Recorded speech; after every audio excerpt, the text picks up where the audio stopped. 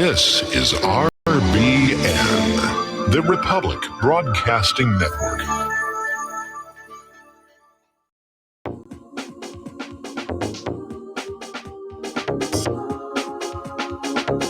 What really happened with your host, Mike Rivero, because World War III is a really bad idea.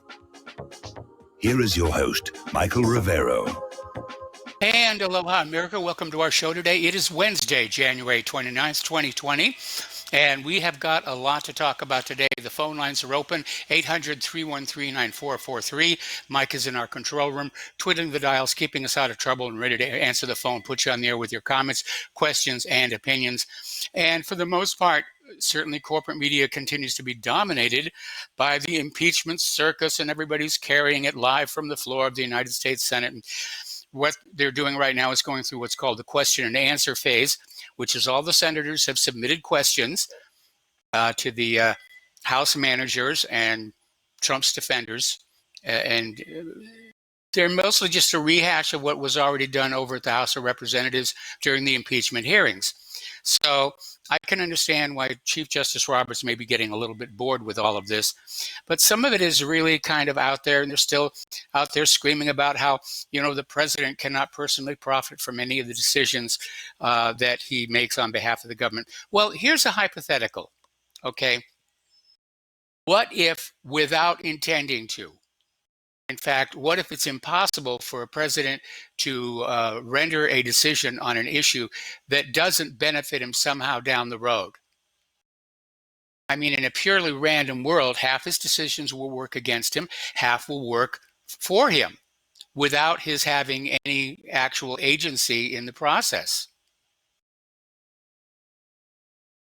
Now, it all hinges on whether he specifically named Joe Biden in his phone call to Putin about the investigation into corruption, because there is no question Burisma was corrupt. They were engaged in pay-to-play all over the place, including with the Bidens, and possibly others as well, which may explain why there was such a stink over, we want to get certain witnesses before the Senate, but not all of them.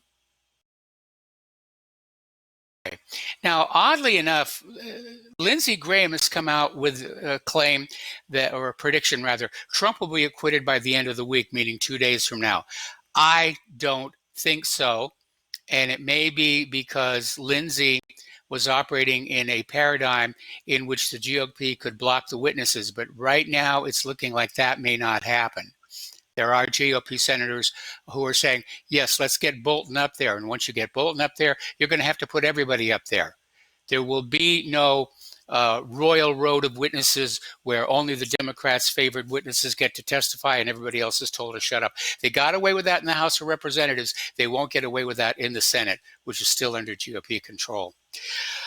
All righty. Now, a lot of attention is being focused on John Bolton's book. I'm sure he's very happy about that, because when it finally goes on sale, there will be, he is hoping, a huge stampede at the bookstores, second only to those that greeted Harry Potter. Now, Fred Fleets, who's the former chief of staff to Bolton, is urging the ambassador to withdraw the book. And he did this on Laura Ingraham, on the Ingraham angle. And he's not the only person doing it. And in what I would consider to be a very bad PR move, the White House has literally issued a threat to prevent the publication of the book until after the election. So that's going to have the banned in Boston effect. People go, oh, there must be something there. Of course, that may be part of the goal. If there really is nothing there, and everybody buys the book and reads it, they're going to go, what the heck was all this fuss about? Now, Mitt Romney wants John Bolton to testify in the impeachment trial, but not sure about Hunter Biden. Apparently what they want to do now is literally have a separate vote for each witness to say, yes, we'll hear from this one. No, we won't hear from that one. That'll drag it out. And of course, that's the Democrats' real purpose here at this point. They're not going to remove Trump from office, at least not through the impeachment process. So their goal now is to drag this out in the hope it's going to taint 2020 election process in favor of the Democrats. Of course, we'll get a sneak preview of that this coming Monday during the Iowa caucuses when they find out what's happening. And so far down there, it looks like Bernie is pulling ahead. So we may be coming up with Bernie Sanders as the leading Democratic candidate again this election cycle.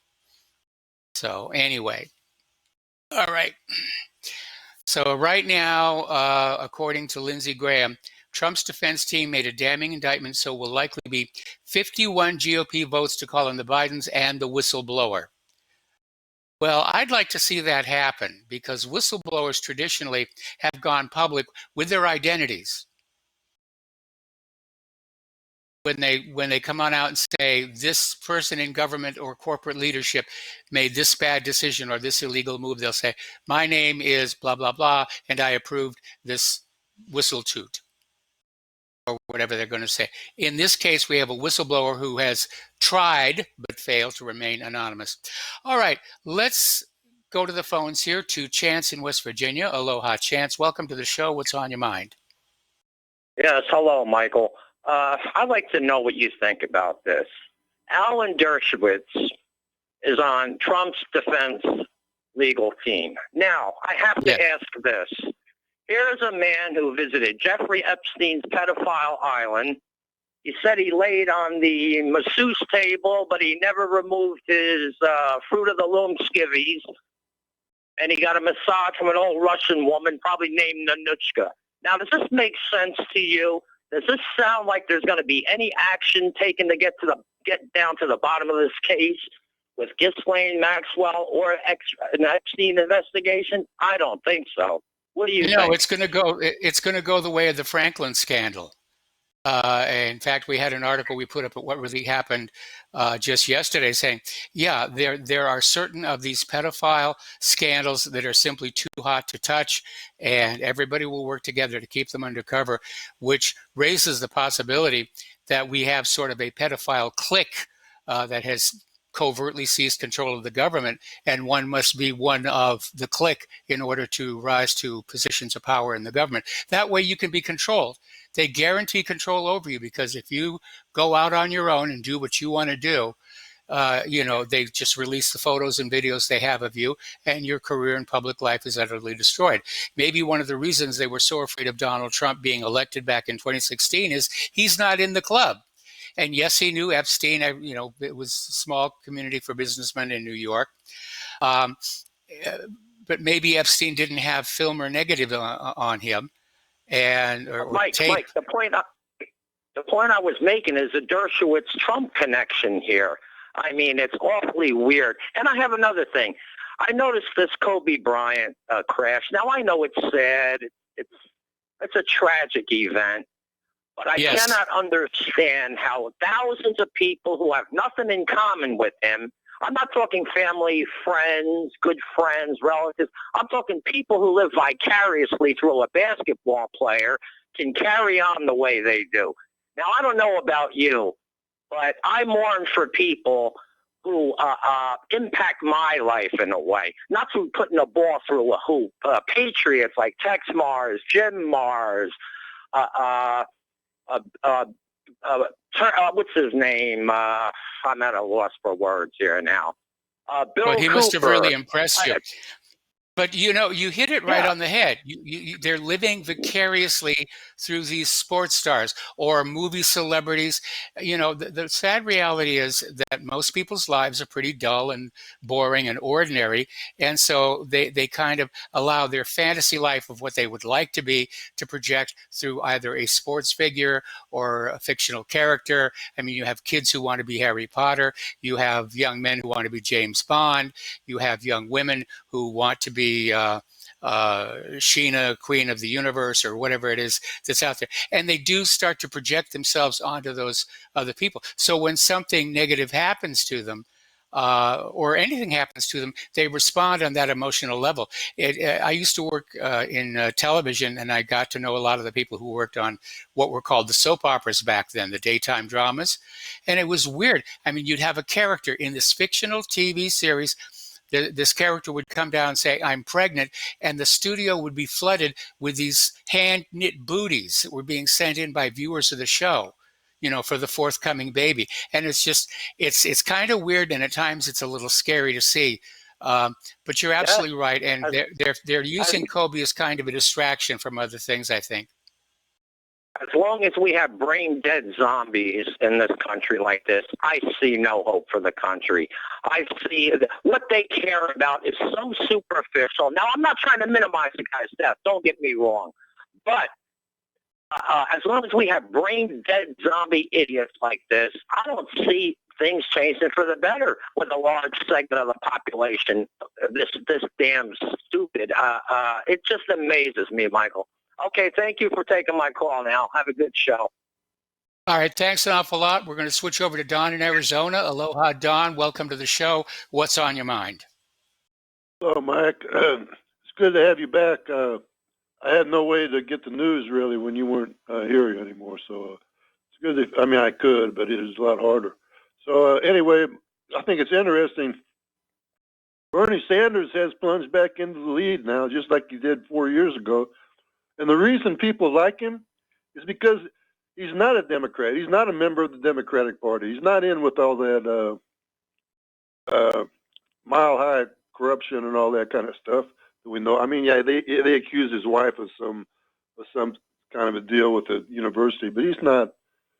Bernie Sanders, and the good thing about him, the thing I don't like about Trump, the number one thing he has is slavish devotion to Israel. He has to do what they tell him, and that's why he's never pulled out like he said he was going to avoid the foreign entanglements. And he's not doing that at all. He says he's going to pull out and doesn't. Now Bernie, being a Jew himself, he's in a good position to possibly cut this whole parasitic relationship with Israel off, and he might. I don't know. We don't know what he's going to do, but it talks like he wants peace, and he talks like he'd like to give Israel a stern lecture or something like that. So we don't know, but I wouldn't mind having voting for Bernie for president, but have all the House and the Senate Republican. That way, Bernie would never get through a lot of his big socialist programs, but he could try to make some movements in the direction of peace. That's all I got, Mike. I'll let you go. All right. Well, thanks an awful lot here. And yeah, the fact that Bernie's pulling ahead, and that sparked off another bit of a situation because apparently the DNC is already pulling together the rules committee for the upcoming convention, and a whole bunch of old Hillary cronies are being appointed to these positions of power and influence. And the Bernie Sanders campaign is already crying foul, as well as they should. And this is telegraphing it. For all her talk about having an urge, it's still kind of undecided. Yeah, Hillary's going to step in. She's looking at a way she can step in, probably through a brokered convention, that, she's going to be the heroine that steps in and saves the Democratic Party. And by golly, I am dedicated to not letting that happen. All right, let's go back to the phones to Mike in Arizona. Aloha, Mike. Welcome to the show. What's on your mind? Hi, Mike. Welcome back. It's good to hear your voice. I was just calling in about the coronavirus. I just wanted to mention that Alex Jones had Dr. Steve Pachenik on Monday, and they talked about it, and he actually contracted it, and he had his remedy and everything on there. He overindulged in antibiotics, and yeah, he looked terrible. He looked like death warmed over when he was on he actually was on Alex's show when he had it, a few months back, but he looked great Monday, and basically he said there's nothing really to worry about, but it's a good listen if you want to find that 2-minute clip or however long he was on there, and one more thing. Go ahead. I was going to say, there is no question that there's a very polarized view of the Wuhan virus. On one hand, people are saying it's no big deal, it's being hyped. And on the other side, whoever's doing the hyping is really doing a full court press. So we're going to talk about that in a little bit. Yeah. And the other thing I want to mention is the I get your show a day late, but the guy that called yesterday first, and then I guess he said his name was Dave, and then Thomas. It's the same guy. You could tell with his voice, and he's called several times in the past. He just ruins the show. You know what I mean? And I mean, the guy he's all right. You know, he has knowledge, but he just exploits himself as an idiot. You know, just gets old. Yeah. I think you ruin your show when you have him on there. So, anyways, everybody else, I just love all your callers, and I've been listening to you forever, and I just I missed you when you were gone. It really bummed me out, but I just happened to see you were back, and just put a smile on my face, and I appreciate it. Everything you do, Mike. Well, thank you very much for those kind words. And so far it's send out our best wishes to Claire. Hope everything's good at home. Okay, well, I certainly will. And, Claire was here a little earlier today, and she's going to be back tomorrow, for lunch and everything. When you getting out a week or so? It looks like it may be sometime after Tuesday of next week. We'll know for sure when it's going to happen. Okay, Mike. Thank you so much, and I'm going to send some prayers your way. All right. Well, thank you. I appreciate it. Okay, getting on back to the impeachment situation here. Mitch McConnell has basically come out and announced he does not have the votes to basically block the witnesses. So the Democrats are going to get their little kabuki theater, if you will, where they're going to go and call all these witnesses over and over. And it's basically going to turn this trial into an endless show. And that, of course, is what the Democrats want, because they know they can't remove Trump through the impeachment process. It's ultimately doomed to fail. The votes just are not there to remove.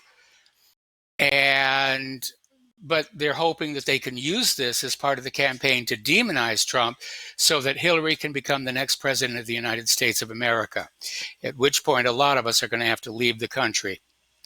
I just got done unpacking from the last move here. All righty. Now, Mike Huckabee, former Arkansas governor, basically is taking Mitt Romney to task over some of his observations. He's basically saying Mitt Romney's guilty of only caring about himself, not the good of the country. Well, we knew that from the documentary when Romney came to town, or when Mitch Romney came to town. We know that from a lot of the comments he made during the 2016 campaign. So Huckabee's out there saying, too bad Romney's not president, then he could be impeached. Well, maybe he can't be impeached, but senators can be expelled. So can members of the House. All it takes is a 2/3 vote to say, we reject you and your ideas, and you are blocked from coming in here anymore. And then they'd have to go back to the state, and the state's governor would have to appoint a replacement or leave the seat empty, one of the two. All right, Jay Sekulow is Trump's attorney in this matter, and is out there saying you cannot impeach a president on unsourced allegations. He's absolutely correct on that. You cannot impeach or convict anybody on unsourced allegations. There must be proof beyond a reasonable doubt. That is how our system works. All right, we're going to grab a quick phone call before this next commercial break from Mike in New Hampshire. Aloha, Mike in New Hampshire. What's on your mind today? Hi, Mike. Glad to see you bouncing back there. Glad to hear that. Basically, I have to agree with Chance. I think it was Chance a couple of callers ago on what he was talking about. Okay. As far as that, I think this whole, as far as Epstein goes, when he got arrested, everything started to spring up, like this impeachment, transvestite, all this stuff seemed to all pop up. I think it's just a big diversion. Take our mind off of what the issue is, because if that ever was exposed, the list of Epstein's list, and I don't think he's dead, but that's just my opinion. I think if that ever got out, you know what I'm saying? Yeah, and if that ever got out, I mean, you want to talk about drain the swamp? It drained us. That would really drain the swamp. And I voted for Trump, and I'm disappointed in him. Everything he's done. Absolutely. And I just think that this whole thing. Yes. Mike, I got to put you on hold. Don't hang up. We got to take a break for commercials. I'm going to come back to you after these few words.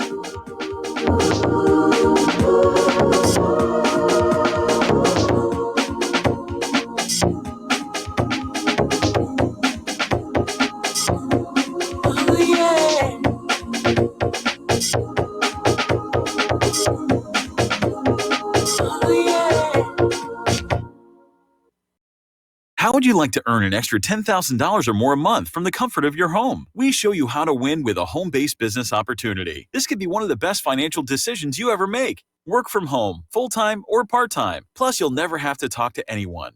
Our professional sales team closes all your sales for you, and you keep 70% of all the sales made. You could be earning money while you're sleeping, shopping, working out, wherever you are, day or night. Our system goes to work for you. You can make a great income without any special computer skills or sales training. Plus, you get paid fast, within just 24 to 48 hours after our professional sales team closes a sale for you. Let us help you eliminate your financial concerns. You could be earning enough money to pay off debt, buy a house, a car, or whatever the case may be. We've got you covered. If you'd like to add an extra $10,000 or more a month to your portfolio, and you would like to know exactly what we're doing and how we're doing it, go now to www.getstartedwithus.com. That's www.getstartedwithus.com. Again, that's www.getstartedwithus.com.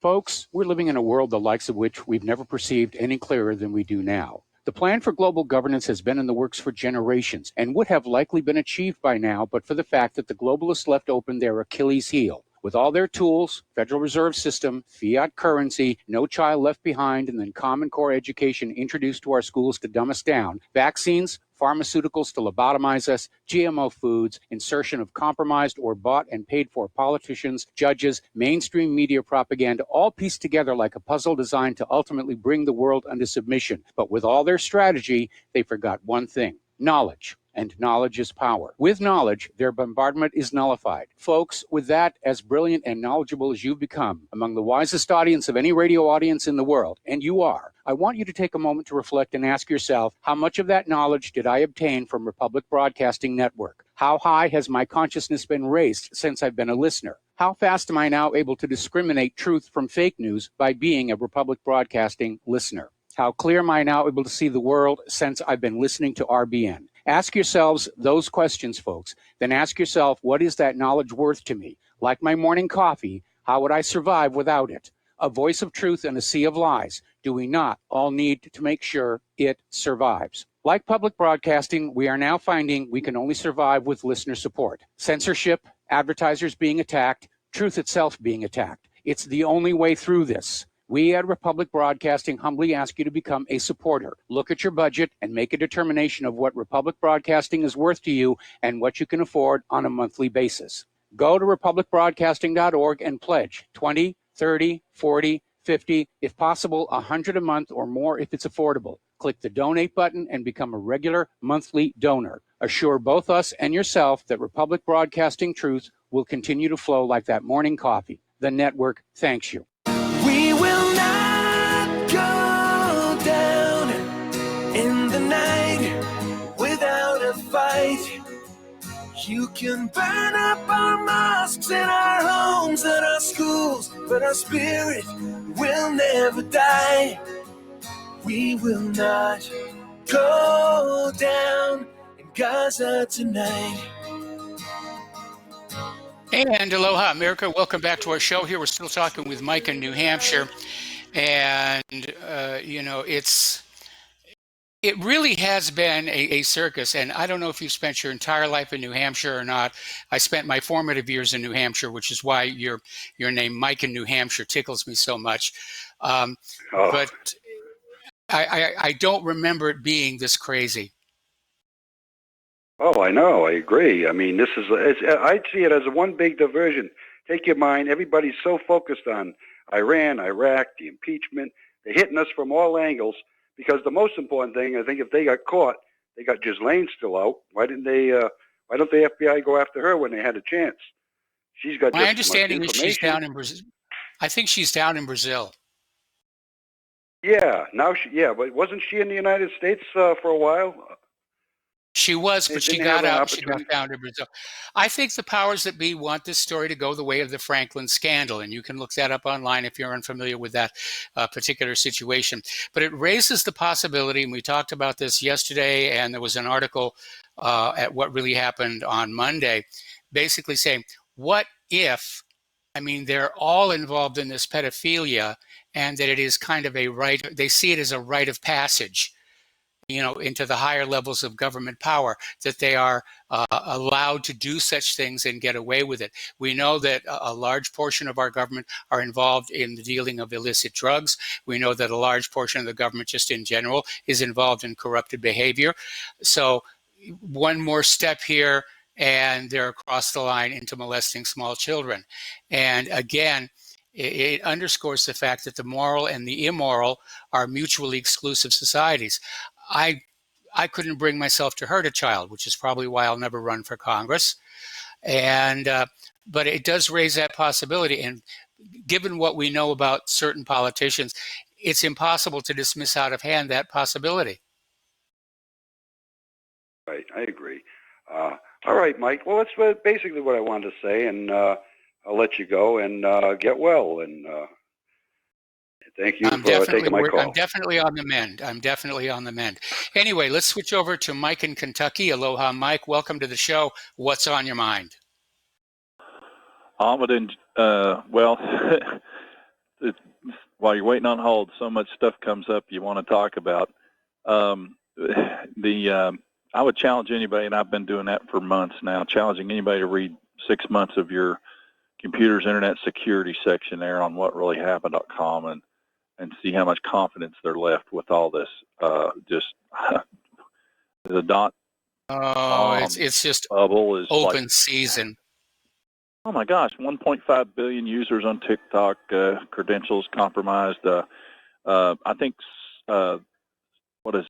Spectrum Charter has just given up on their camera security service, probably because of the dark webs. All those service passwords and stuff were released. I can't remember the numbers, but it was way up there, like 500,000 Internet of Things devices passwords have been compromised. I can't remember do you remember the story?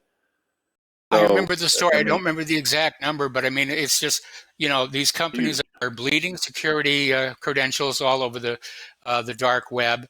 And, there's an article at whatreallyhappened.com. We're going to talk about it later on the show about the huge number of stolen credit cards that are now in the dark web, most of which are American.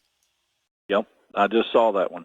And it's one of the main reasons this is going on, and why they were trying to shut up WikiLeaks, is because they want these back doors left open for being able to, have them in the intelligence community police state. Israel is responsible for a lot of those. They gained access to the U.S. government's most classified networks, according to Whitney Webb on Mint Press story you have posted up there. So what I originally called to talk about was the ridiculous concept, supposedly, that, and I've been studying this for a long time. When I was in high school, we had phase elective English, and I got to take literature of science fiction. And Kentucky Educational Television had something called The Universe and I, where they had a program about terraforming Mars, I think it was, and they didn't think there was any detectable life there. And when they showed up with, astronauts boots on the ground, all these dead worms were laying around, and they thought, by looking at them, they thought they were intelligent. Now, obviously, it's science fiction, but instead of nuking Mars, I think maybe the atmosphere hog of the solar system would be where we direct all these unused nukes. Since the Cold War's supposedly over, the solar wind would sweep a lot of Venus's atmosphere if you timed it right, the way the magnetic field of the sun works and the spiral path that these particles take. I think you could time it right to where Mars could capture some of that, or even the Earth, since we have, I don't know if you caught that story about the Van Allen belt probes that NASA put up, and because the sun has been so quiet, the engineers thought these probes were going to last about 2 years, ended up lasting 6 years, and they showed that the inner Van Allen belt can completely disappear Yes, it can. So- Anyway, Mike, got to All right. put you on hold. Got to put you on Okay. hold. Got to do more commercials. We'll be right back.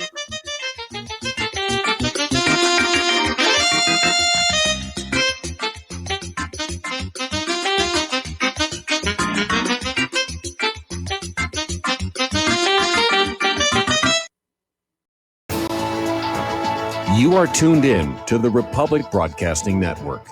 Visit our website by going to republicbroadcasting.org.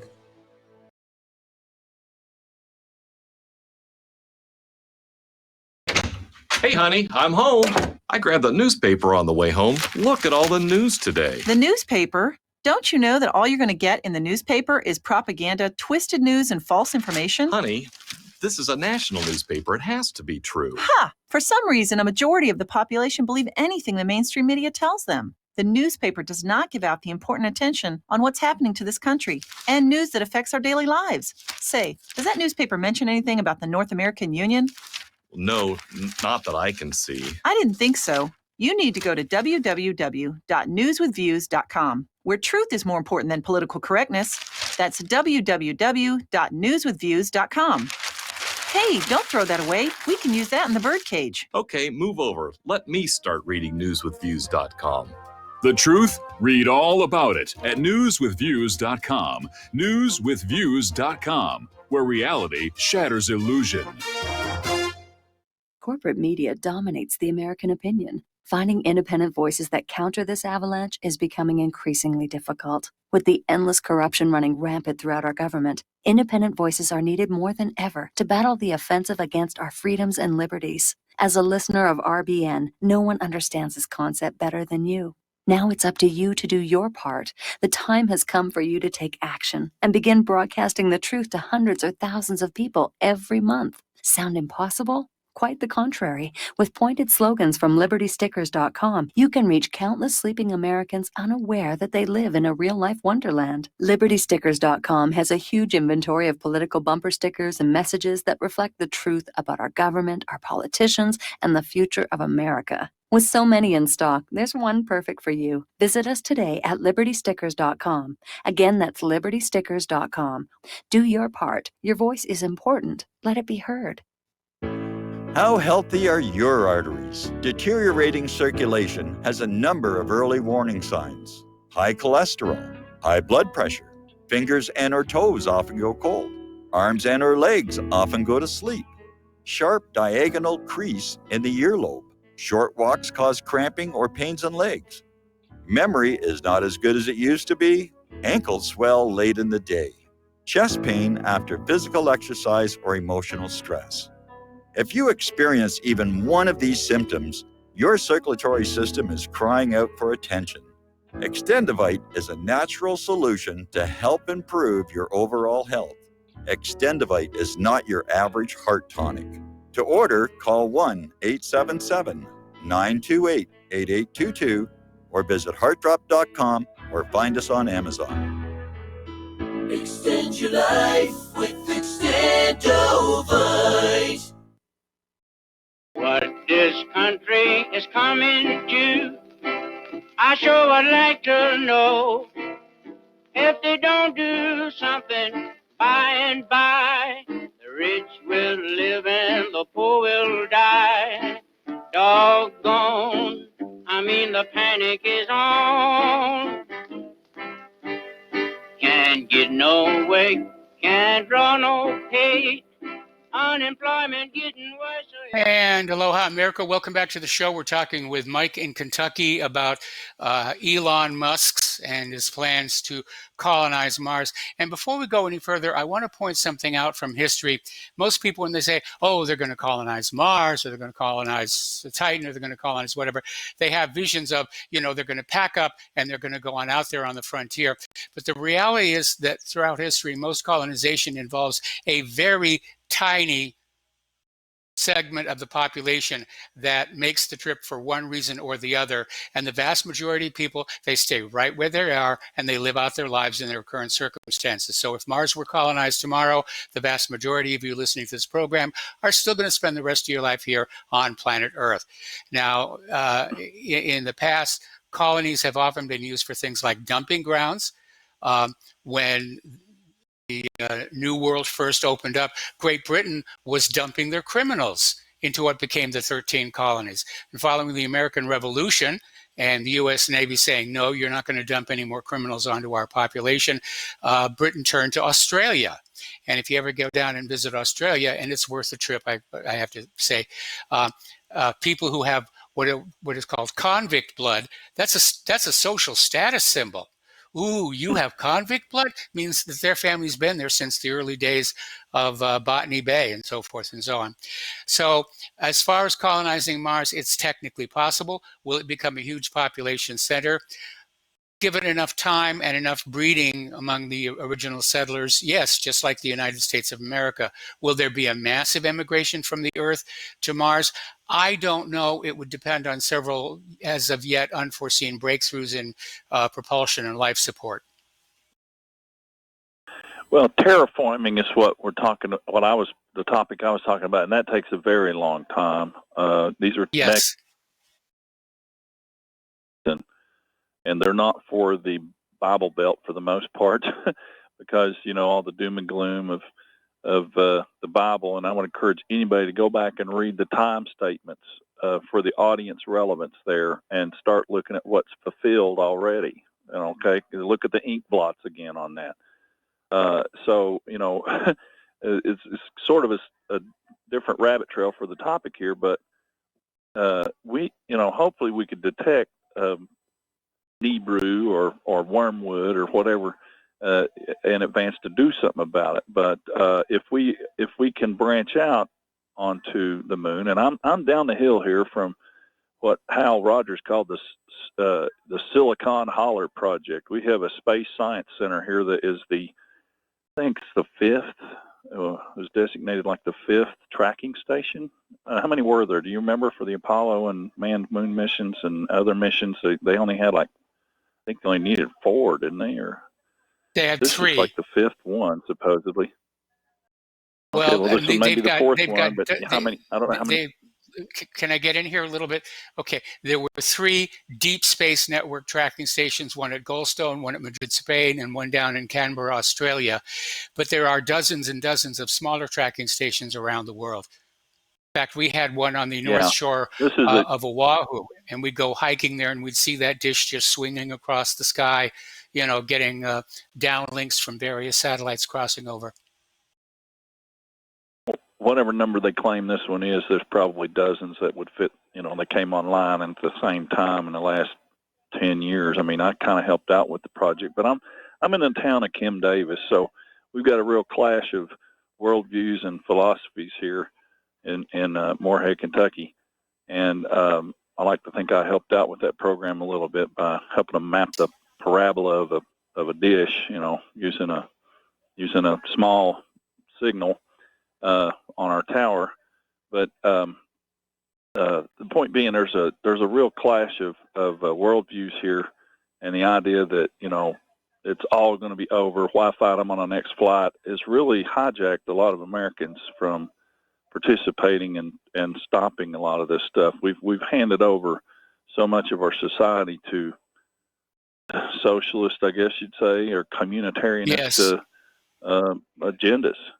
And I think that that dispensationalism of the mentality of the last 150 years or so, brought on by the Schofield Reference Bible, has stopped us from being able to do projects like this, the mega engineering projects. And besides DuPont, I think we could. Trump today talked about 1 trillion trees, and trees are 35 degrees warmer than grasslands. And so yes, I've seen it said that we could cut down most of these monospecies forests that are probably owned by the Queen or Ted Turner, and plant hemp and feed the world, and use the hemp to fertilize fish farms. And I grew up reading Popular Mechanics, Popular Science, and Omni, and Futurology magazine, Carl Sagan's Cosmos magazine. Yes. And in a small town, we had a couple of great magazine racks, and so a lot of that stuff never has come to the market, like the floating fish farms that could provide the world's protein needs. So suppressed technology, I think, is not whiz-bang Tesla. There's even simple stuff like that that's not being brought to the market. So, well, Elon a lot Musk of it, nuking Mars. Can I step in here? A lot of people. Yeah, I think there's a delay.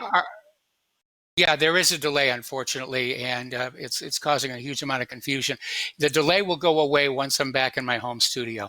But to basically respond to what you were saying, a lot of the new technologies tend to be a threat to the old established industries like oil power, coal power, so forth and so on. And so a lot of these new technologies will come along, and either they're ridiculed in the media and blocked from attending any funding, or they're simply bought up and put on a shelf. And there have been a lot of stories about this kind of stuff. Some of them are obviously fake, some are obviously not. But far from being a progressive, forward-thinking society, the United States of America, as it is today, has become quite fossilized and quite paralyzed by its own money power, which seeks to keep things going exactly the way they are.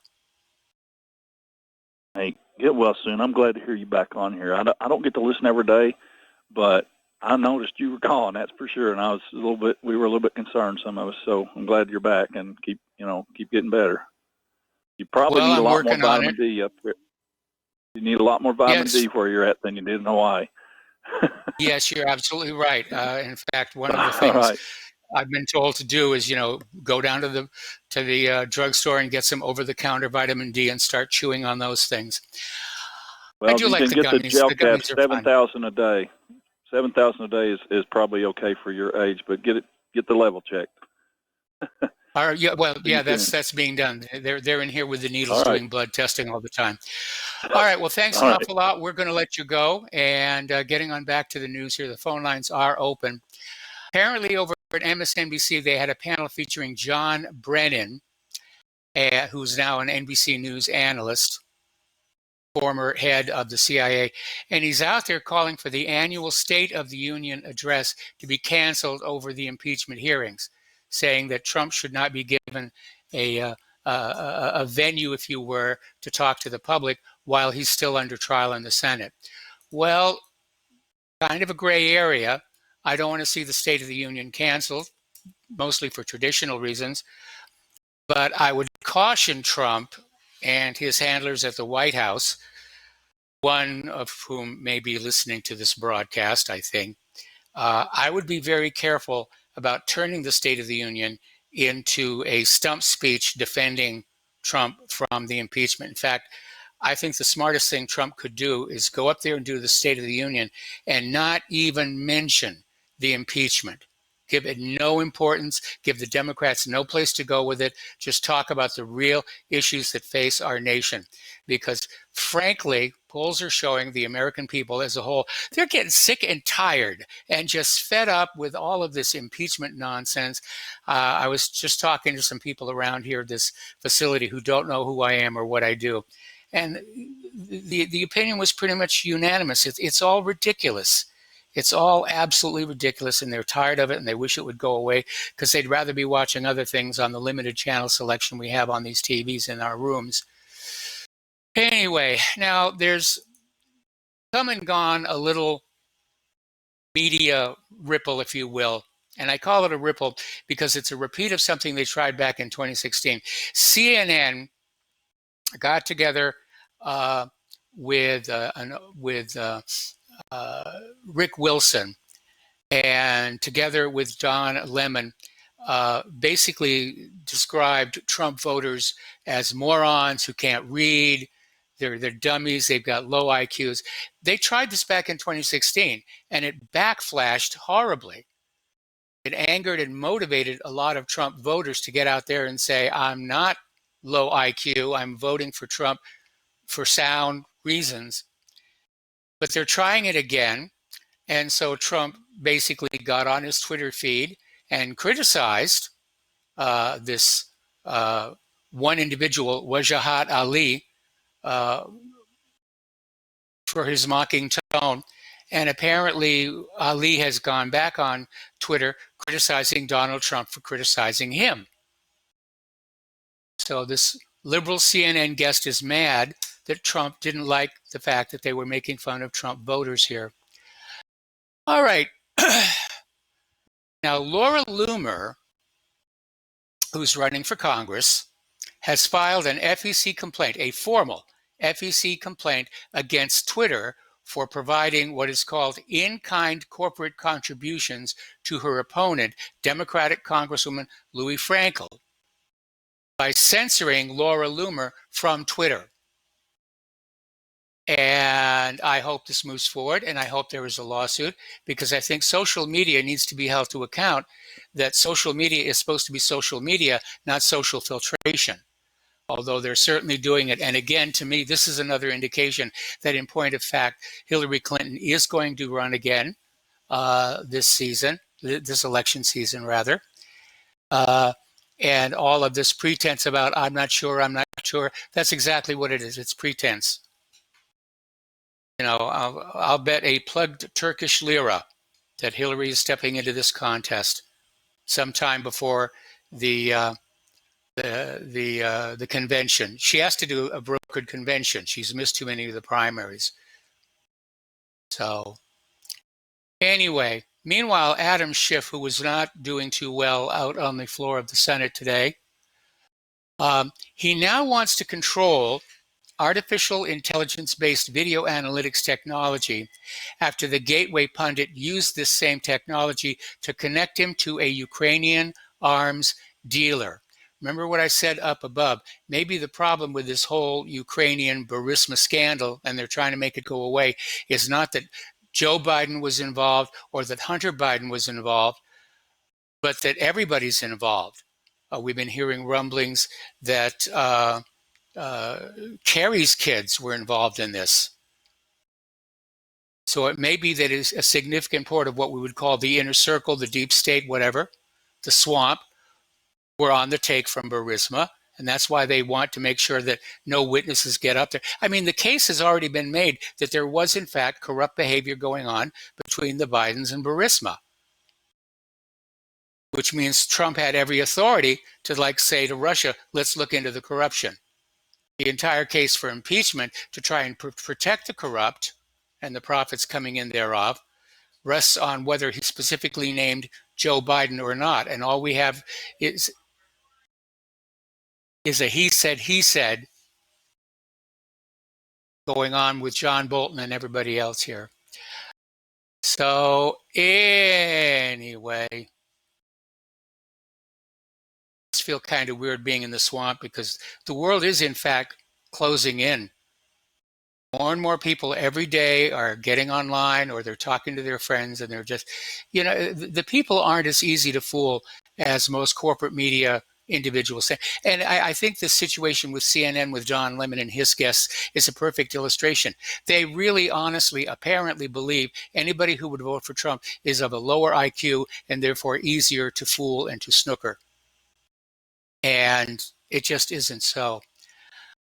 Well, apparently, as you know, we're coming up on the first of the Iowa caucuses. The Democratic caucus is scheduled for next Monday. And Bernie Sanders is pulling ahead in the polls. Joe Biden is feeling the pressure. And apparently he was caught on tape, you know, chastising a Democratic voter in Iowa for not voting for him. And finally, apparently, grabbed him by the lapels and gave him a shake and said, well, go vote for somebody else, which I'm sure this Democratic voter is going to do. Turns out the voter in question is actually a state Democratic Party official. Bad move there, Joe. Bad move. So let's see. It's been 1,176 days since Hillary Clinton lost to Donald Trump in 2016, and she still has not gone away. Yeah, she's going to find some way to step in. Going to be the hero of the Democratic Party. I will save you from Donald Trump. Bernie Sanders can't save you from Donald Trump. I will save you from Donald Trump. Why? You didn't the last time. Now, here's an interesting little article, and it's out of AmericanFreePress.net. And it's talking about how this wave of anti-Semitism is currently being exaggerated We know there have been quite a few hate crime hoaxes. We know that anti-Semitism is being given certainly more media focus than the wars, than Wuhan, than the impeachment. And of course, this is for Israel's political benefit. Anti-Semitism dominates the news cycle in the corporate media. And of course, it's been done to support Donald Trump's deal of the century.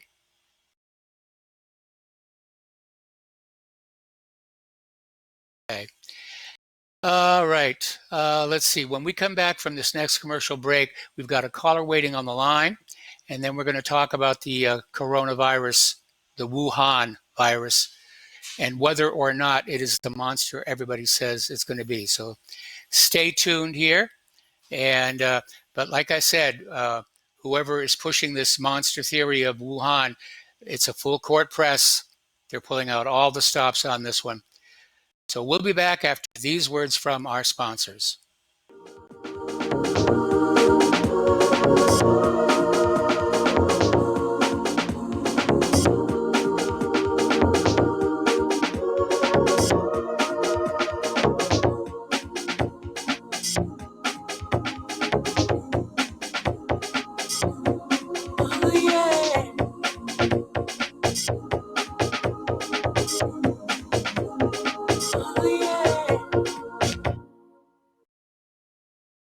Hey, is that a new music app? Yeah, check it out. Surfer Music Discovery. It links to thousands of online stations, but the twist is you see the song names and artists that are now playing live. That's different. No guessing. Looks like a waterfall of music. So many formats. Rock, oldies, country, R&B, jazz, and a whole lot more. How's that spelled? Surfer. S-U-R-F-R. Is it expensive? It's free. No need to sign up or sign in. Get the Surfer Music app free from Google Play or the App Store.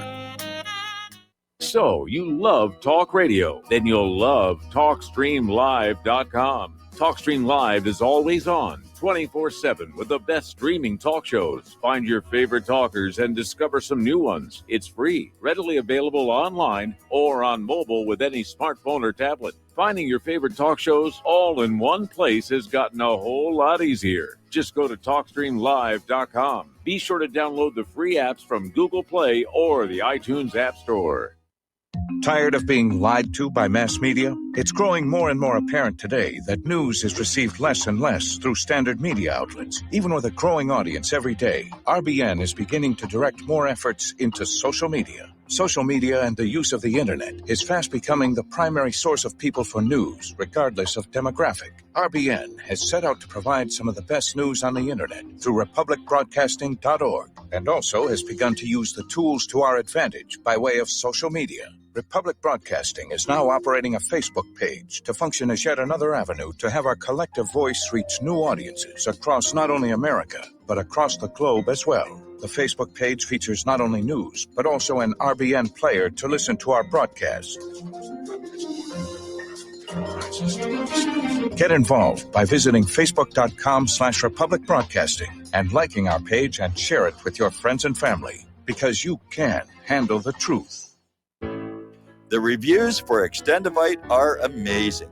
Here are some from Amazon. By Christine, great for heart palpitations. By Anne, before I started using this product, every afternoon my ankles and my hands would be swollen. That doesn't happen anymore. So if that part of their advertising is true, I have to assume that the rest of it is also.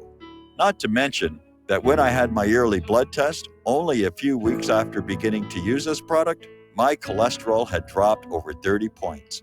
I'm going to continue to take it. By Croc, I love this product. It really works. By Brad, works great, thank you. Tell us your story. Get your Extendivite today.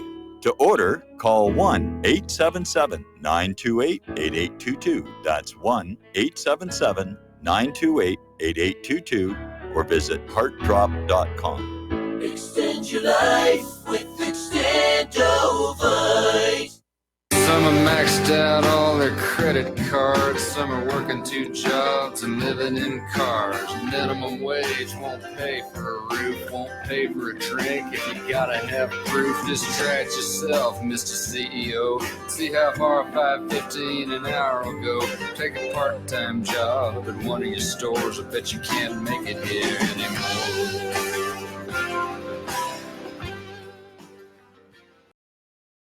And aloha, America. Welcome back to our show. We're going to go back to the phones to Paul in New Jersey.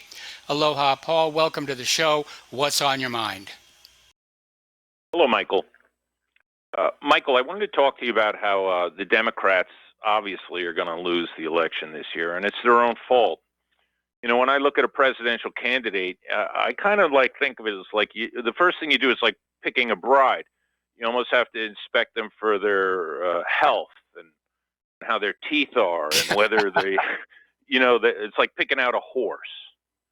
You know, you want it to be strong. You want it to be confident in its skin and not neurotic. Definitely not senile, as in the case of Joe Biden.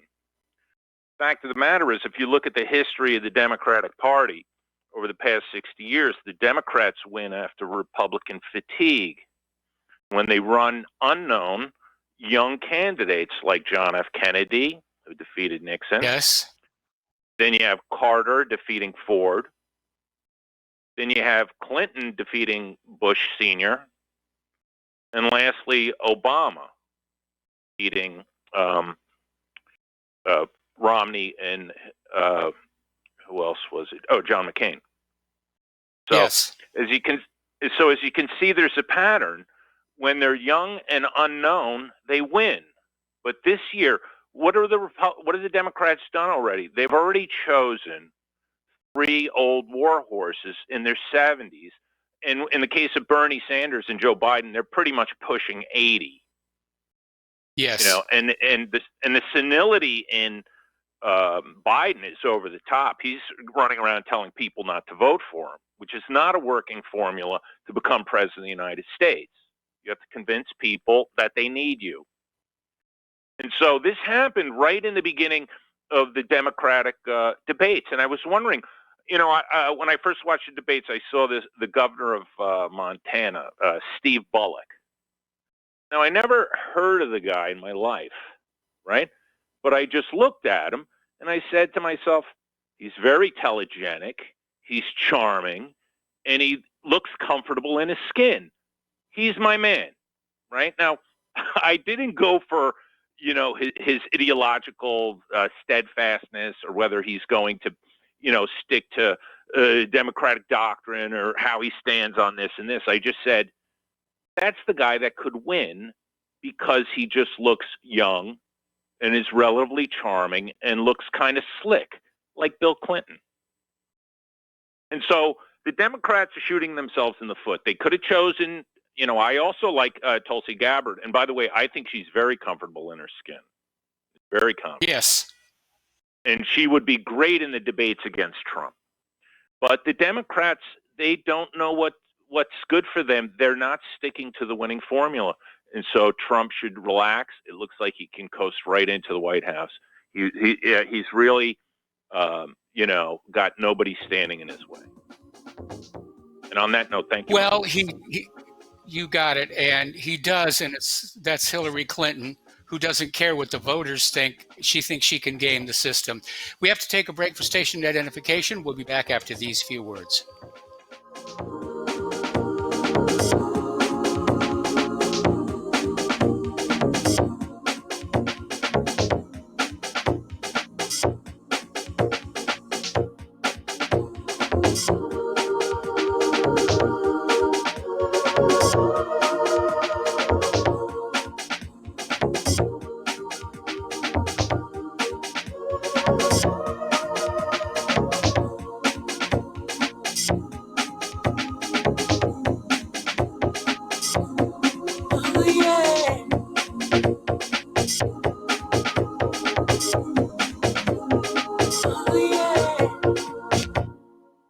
How would you like to earn an extra $10,000 or more a month from the comfort of your home? We show you how to win with a home-based business opportunity. This could be one of the best financial decisions you ever make. Work from home, full-time or part-time. Plus, you'll never have to talk to anyone.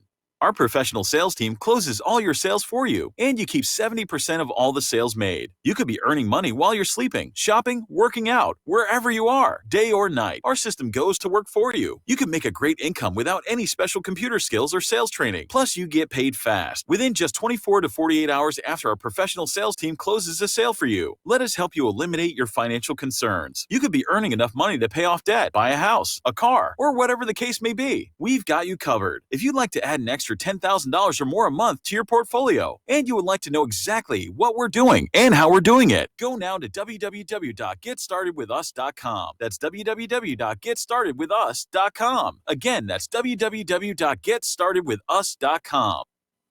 You're listening to the Republic Broadcasting Network, because you can handle the truth.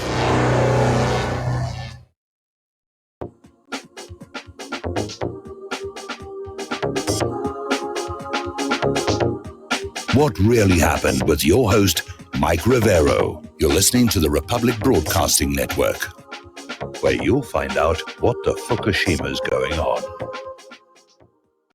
And aloha, America. Welcome to our show, hour number 2. The phone lines are open, 800-313-9443.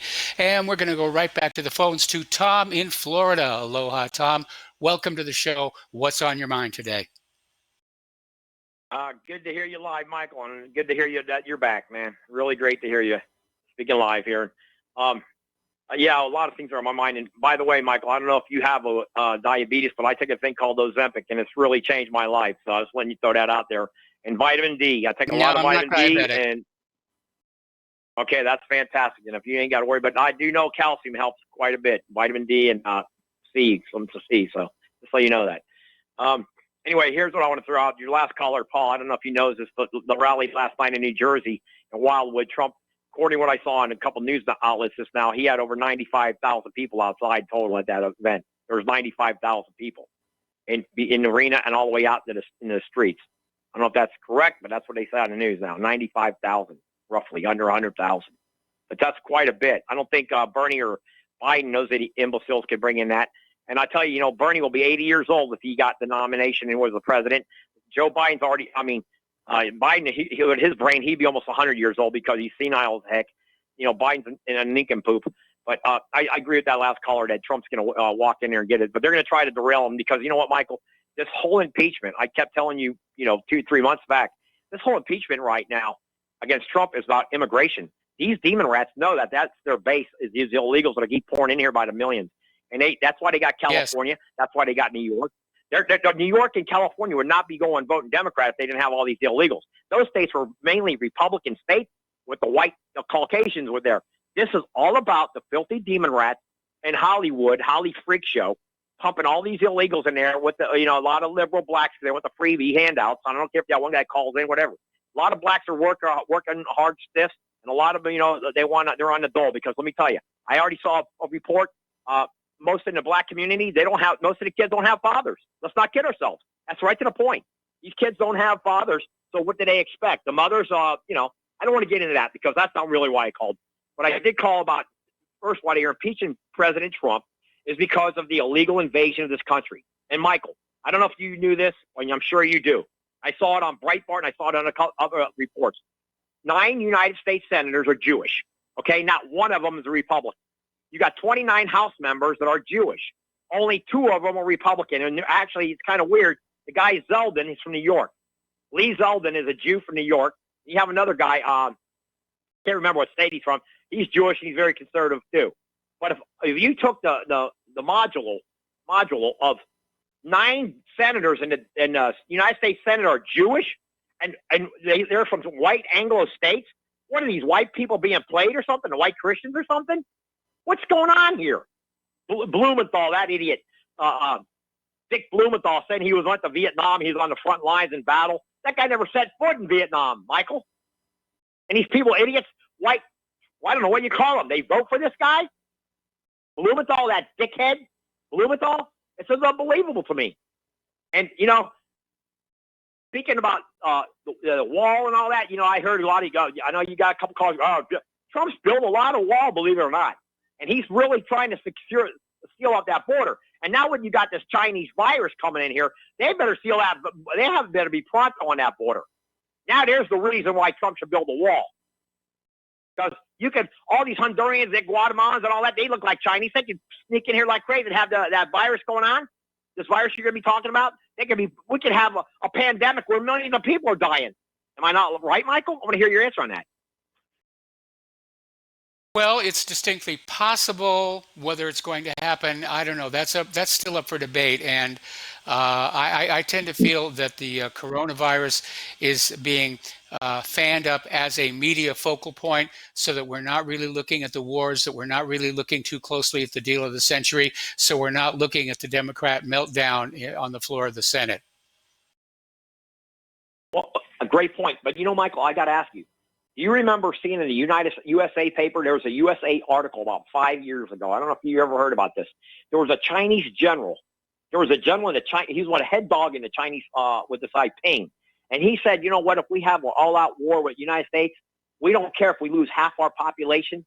We'd actually be better for us. In other words, he was saying if you lost 500 million Chinese in a war, they would still have a half a billion people left. And they were saying basically, bring it on because you're doing us a favor. And basically, did you know that in China right now, from the statistics I saw, there's over 195 million more men than women in China. That's almost a population of the United States. I believe it's more, but the guy said, the article I saw, there's 195 million more men than women in China. That's why if you notice, you never hear too much in the media about what's going on with our sex robots. They actually have factories in China where these factories are pumping out sex robots for these men. Did you hear about that? I heard something about it. I didn't pay a lot of attention to it because I don't need a robot like that. But there'd be an interesting correlation to find out. Tom, the first question would pop into my mind is this one-sided gender population, is it leading to an increase in homosexuality? Would be the first question I would have, for which I don't have the answer, but I'd be curious to find out about that.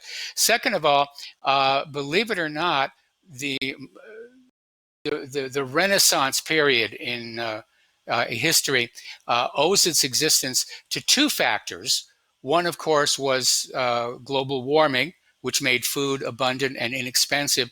And the second was they were just coming out of the Black Plague, which had thinned out Europe's population by about 1/3. So they were no longer crowded. They had ample food, and that meant they had time left over for things like art and architecture and literature and so forth and so on.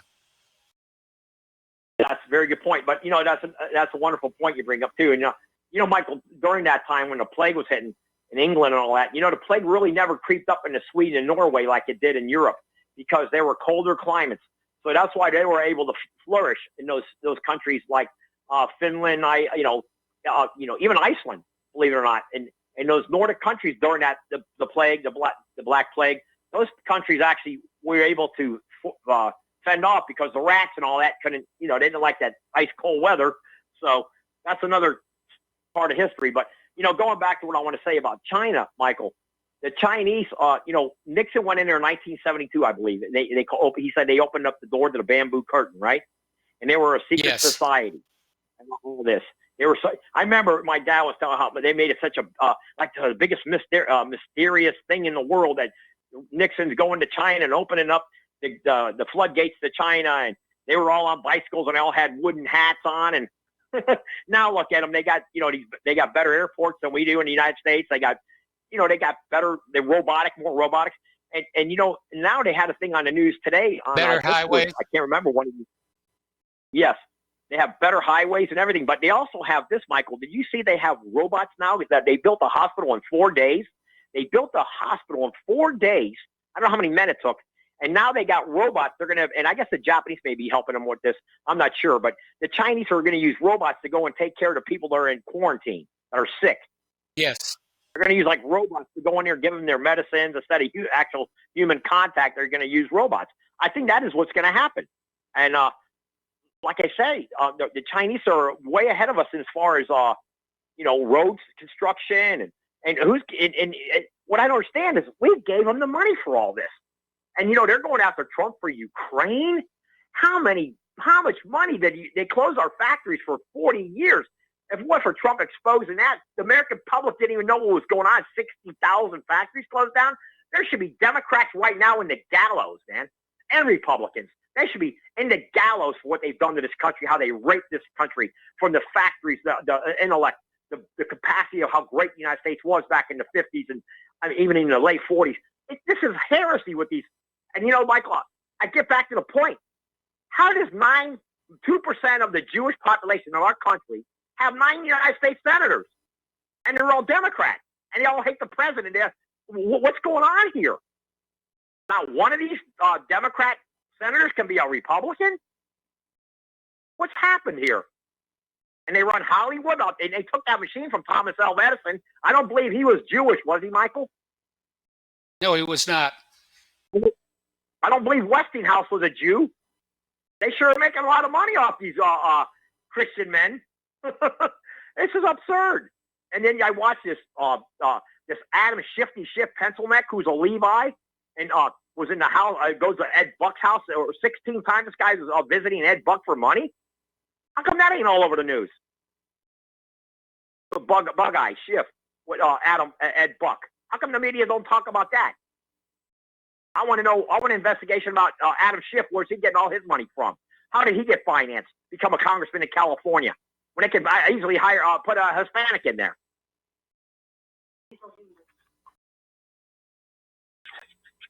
I'll call back. Hello?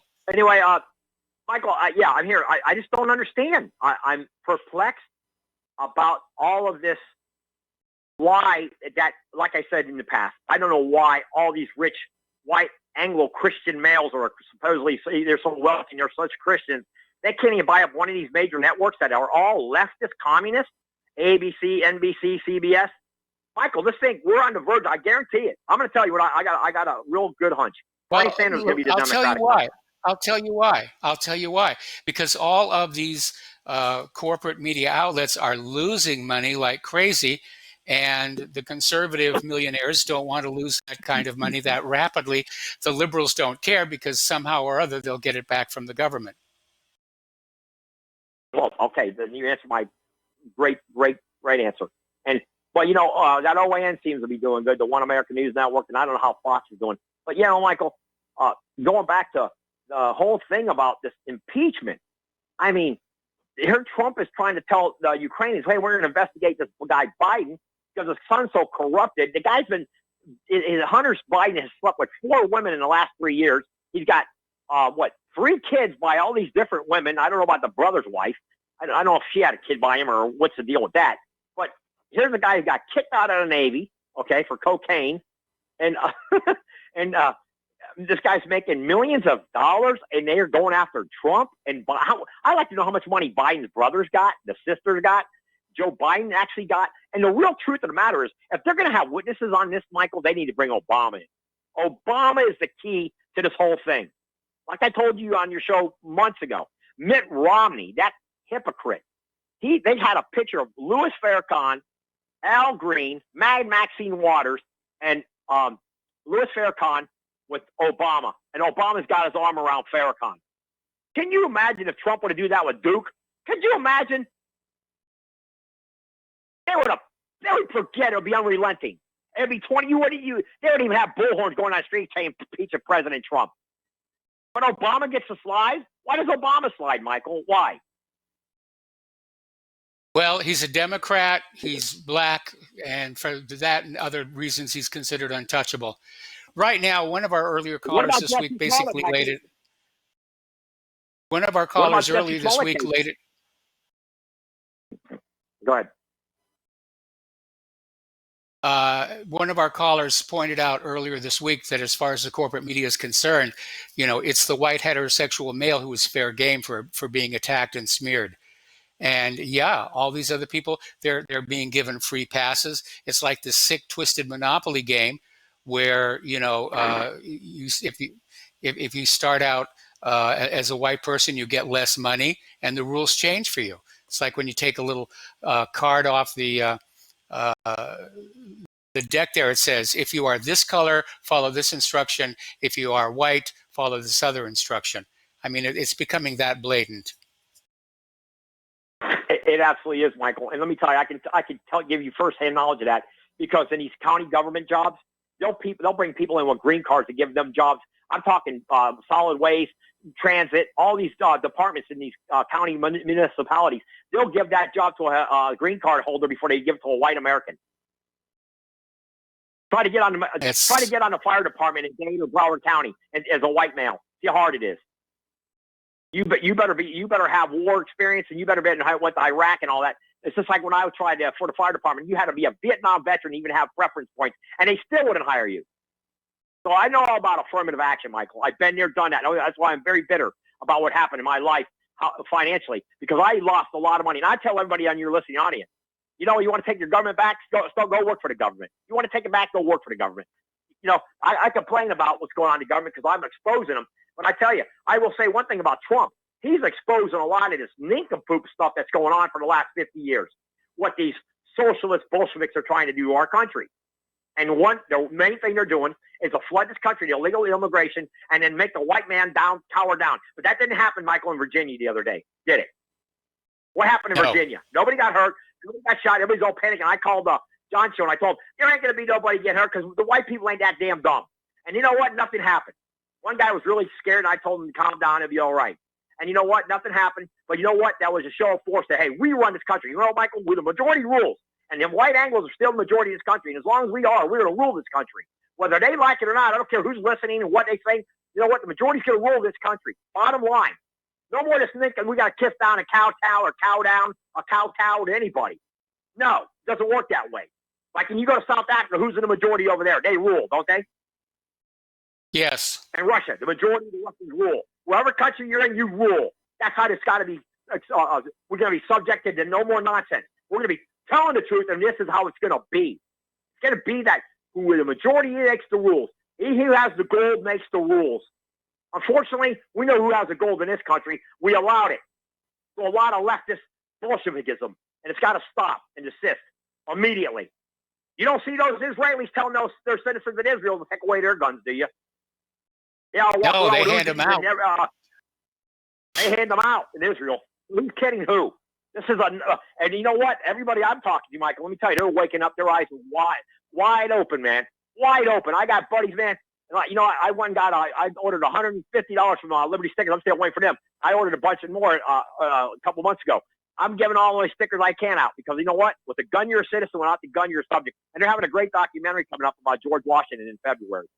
Can't wait to watch it. It's going to be a 3-day series on Washington. It looks fantastic. So, you know, with the gun, you're a citizen. Without the gun, you're a subject. And you know what? The people in Virginia said that, Michael. We're not going to be taking no more crap from these demon rats or nothing but socialist Bolsheviks. If they don't like this country, go to Cuba, go to Venezuela, or go to Russia, or go wherever China. Actually, I say send them all to China. That'd be the best thing. A high road, let them go on a T to China. T road to China. That's what I think. This is all, you know, this is all nincompoop nonsense what's going on. And you have, your one caller, that last call, Paul, was right. The only woman I would maybe vote for if I was a Democrat was Tulsi Gabbard. The rest of these Democrats are nuts. They're insane. You hear them speak. They want to give away. You got Buttigieg and Pocahontas. I mean, Michael, what is going on in this country? This is insanity. Well, Pocahontas is starting to really sink in the polls, so I think we can sort of, you know, not pay a lot more attention to her right now. As far as prior to Hillary's storming the Bastille, as it were, it really is Biden and Sanders is ahead. Yes, I believe it's going to be Bernie all the way, and I wouldn't be surprised, Michael, if he picks that AOC or whatever, that loon brain, AOC. I got an idea for her. She should go to Puerto Rico. They're having a lot of earthquakes. They could use her help over there, in and out water and stuff. So let her go over there. Full of crap. That's another nincompoop ex-bartender or barmaid or whatever she was doing. Another joke. But people vote for these people, Michael, because they're so uneducated. They're so discombobulated. I don't know what the word is. It's disgusting. But, you know, we'll see what happens. What I've seen in this whole impeachment nonsense, Michael, is the American people are waking up. I even have a couple friends of mine who are Democrat liberals, and they're fed up. They've had enough of this. They're even starting to realize this is all about illegal immigration. I mean, they want to give out all this Section 8. They give them Section 8 housing. They give them food stamps. They give them furniture vouchers.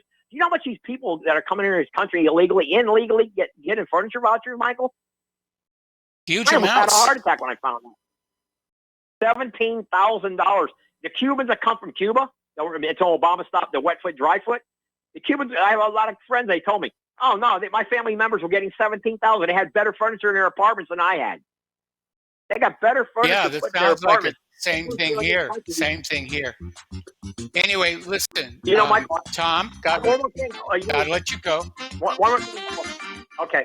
Michael, one more thing. You know, these Cubans, when they came here in the 60s, they got 1% business loans. Did you know Okay, that?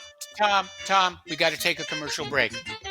So thank you for the phone call. We're going to let you go. We got other callers waiting on the line. We'll be right back.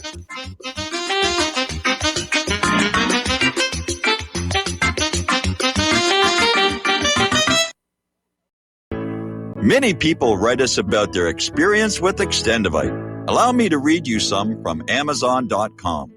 It really does work like the review says it does.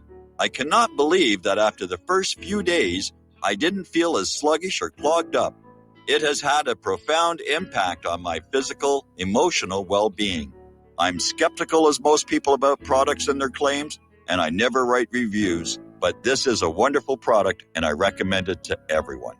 Great product. It has brought my blood pressure from the mid-150s over the 80s to the mid-130s over mid-80s, along with diet and exercise in just the past couple of months. Excellent. Thank you, David. Tell us your story. Get Extendivite today. Call 1-877-928-8822 or visit heartdrop.com.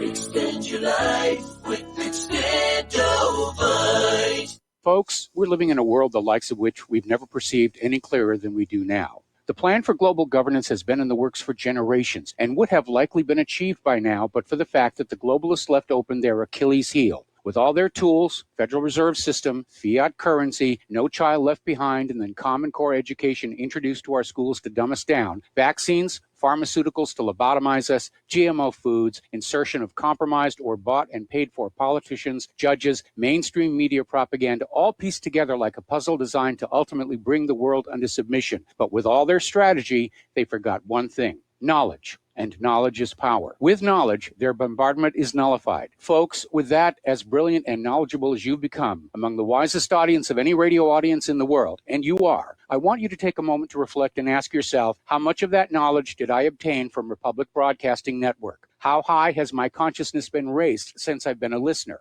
How fast am I now able to discriminate truth from fake news by being a Republic Broadcasting listener? How clear am I now able to see the world since I've been listening to RBN? Ask yourselves those questions, folks. Then ask yourself, what is that knowledge worth to me? Like my morning coffee, how would I survive without it? A voice of truth in a sea of lies. Do we not all need to make sure it survives? Like public broadcasting, we are now finding we can only survive with listener support. Censorship, advertisers being attacked, truth itself being attacked. It's the only way through this. We at Republic Broadcasting humbly ask you to become a supporter. Look at your budget and make a determination of what Republic Broadcasting is worth to you and what you can afford on a monthly basis. Go to republicbroadcasting.org and pledge $20, $30, $40, $50, if possible, $100 a month or more if it's affordable. Click the donate button and become a regular monthly donor. Assure both us and yourself that Republic Broadcasting truth will continue to flow like that morning coffee. The network thanks you.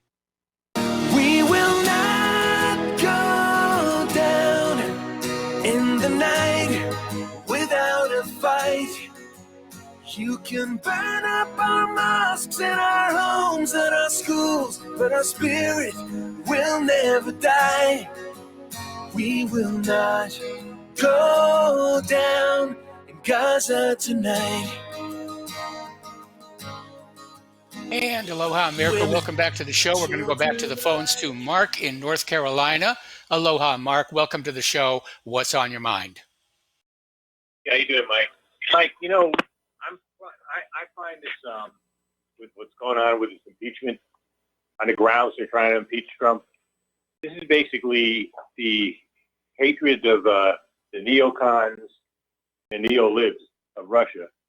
And I believe when you look at Adam Schiff, I've been trying to find out for a long time now whether Schiff is related to Jacob Schiff. I don't know if you know who he is. He's a Rothschild agent. He had a lot to do with the founding of the Fed, too, the Federal Reserve. And he actually put Leon Trotsky up in the Bronx when Trotsky was living in New York City just before the Russian Revolution.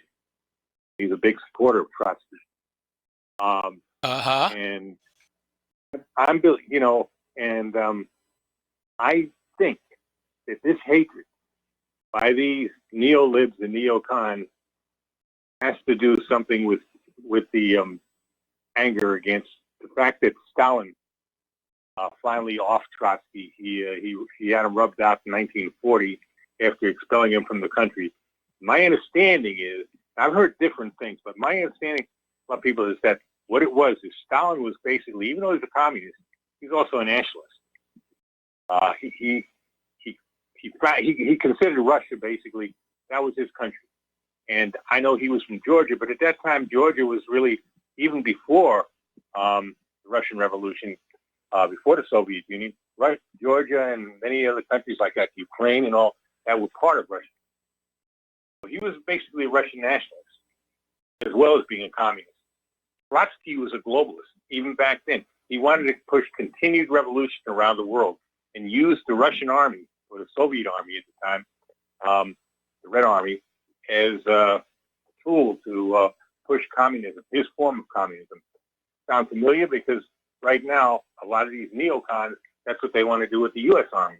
They want to push whatever agenda they have around the world, hegemony around the world, using the U.S. military to do it. So I think, again, like I said, I'm not sure because I can't find it out. I've been Googling it. I've been trying to find out other search engines, whether Schiff is actually grandson or maybe great-grandson of Jacob Schiff, who was a particularly evil scumbag. Well, there are two problems with that. There are two problems with that, and the first is that Schiff is actually a fairly common name. And the second is that just because somebody is the grandson of a particularly evil person doesn't make them necessarily automatically evil. There may be some influence there, but I keep thinking about these people who were doing one of these genealogy searches and discovered they were the great-grandchildren of Ursabat Bathory, who was this very evil, horrible person in Europe, but they themselves were perfectly fine human beings. So it's a little bit of a weak case there. But I do thank you for that history of the early formation. I do agree with you on that, Mike, what you just said, because you take, for instance, I don't know if you know who Max Blumenthal is. He's a real investigative reporter, and he's they tried to put him in jail recently, and the guy is and it's hard to believe, but he's actually the son of one of the most vicious politicians imaginable. That's Sid Blumenthal. I found it out. I was surprised. Again, the apple does not necessarily have to fall close to the tree, but sometimes it does. Now, what I'm just saying is that might be the motivation of Adam Schiff. It's not that, he's showing almost irrational hatred for Russia. It's, it makes absolutely no sense. It's not even the Soviet Union anymore. Putin is not, Putin is a very decent religious man, and Russia is fast becoming that shining city on the hill, and we're rapidly becoming the Soviet Union. Okay, but Schiff has a irrational hatred of Russia, and so do a lot of these other neocons. This Marie Abramovich, whatever her name is, and the fat colonel there, what's his name, Swindman or whatever it is, Vindman, defense. All right. Well, the, let me cut in here a Sure. little bit. Let me cut in here a little bit because we're almost out of time on this segment anyway. The first thing that I would do if I were in your position is I'd get a picture of Adam Schiff and I'd get a picture of the elder Schiff and see if they at least physically look alike. Because over the course of just 2 generations, there shouldn't be that much of a change. So that would be step number 1. Okay, I'll try that. And like I said, the thing is this: if you want to know anything more about Jacob Schiff, there's a video online, if you can still find it, by the guy's name was I forget his name now, but he made a video back in the 1960s, and he described Schiff, Jacob Schiff, and his relationship with Trotsky. Very interesting video. And I suspect there's something to it. But again, like I said, you never know. But I will try to do that. I'm going to try to find a picture of Jacob Schiff and see if there's any Okay, Mark, I got to let you go. Got to take a break for commercials. We'll be right back.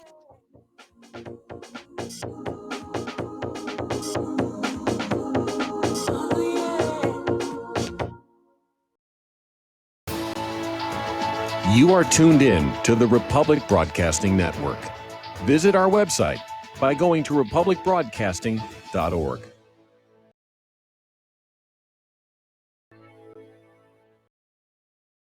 Hey, honey, I'm home.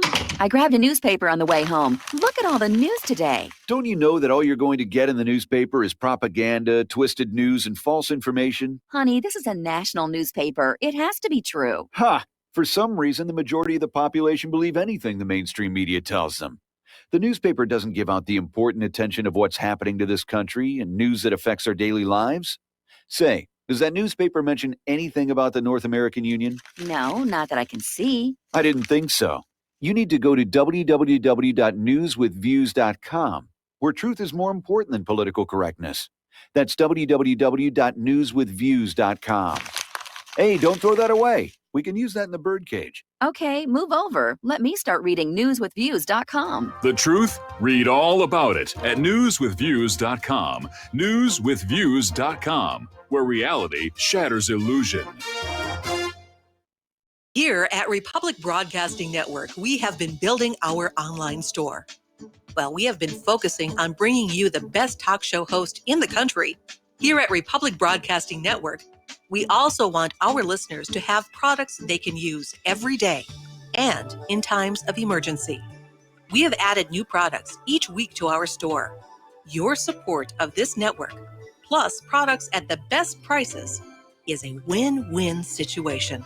Check out our new store. Go to our website, republicbroadcasting.org, and click on the online store located at the top of our website. Together, we can continue to grow RBN and help our listeners prepare for the future. Go to republicbroadcasting.org and click on our online store or call us. 800-724-2719, extension 3. 800-724-2719, extension 3. Many people tell us about their experience with Extendivite. Just listen to what Glenn has to say. Prior to taking it, I had diabetic neuropathy. The Extendivite reduced that significantly. Acid reflux was reduced. I had athlete's foot, very severe. Trimmed that down to about 75%. Dandruff, almost completely gone. I had occipital neuralgia at the base of my skull. I was having migraines, reduced by about 90%. Heart palpitations, my heart would kind of stall out. I would skip a beat, very uncomfortable. And when walking from downstairs going to sleep, by the time I got to the bedroom, which is just one flight of stairs, my heart was pounding, coming out of my chest. My vision was blurry. This completely solved that problem. Great product. Thanks. Tell us your story. Get Extendivite today. Call 1-877-928-8822 or visit heartdrop.com. Extend your life with Extendivite.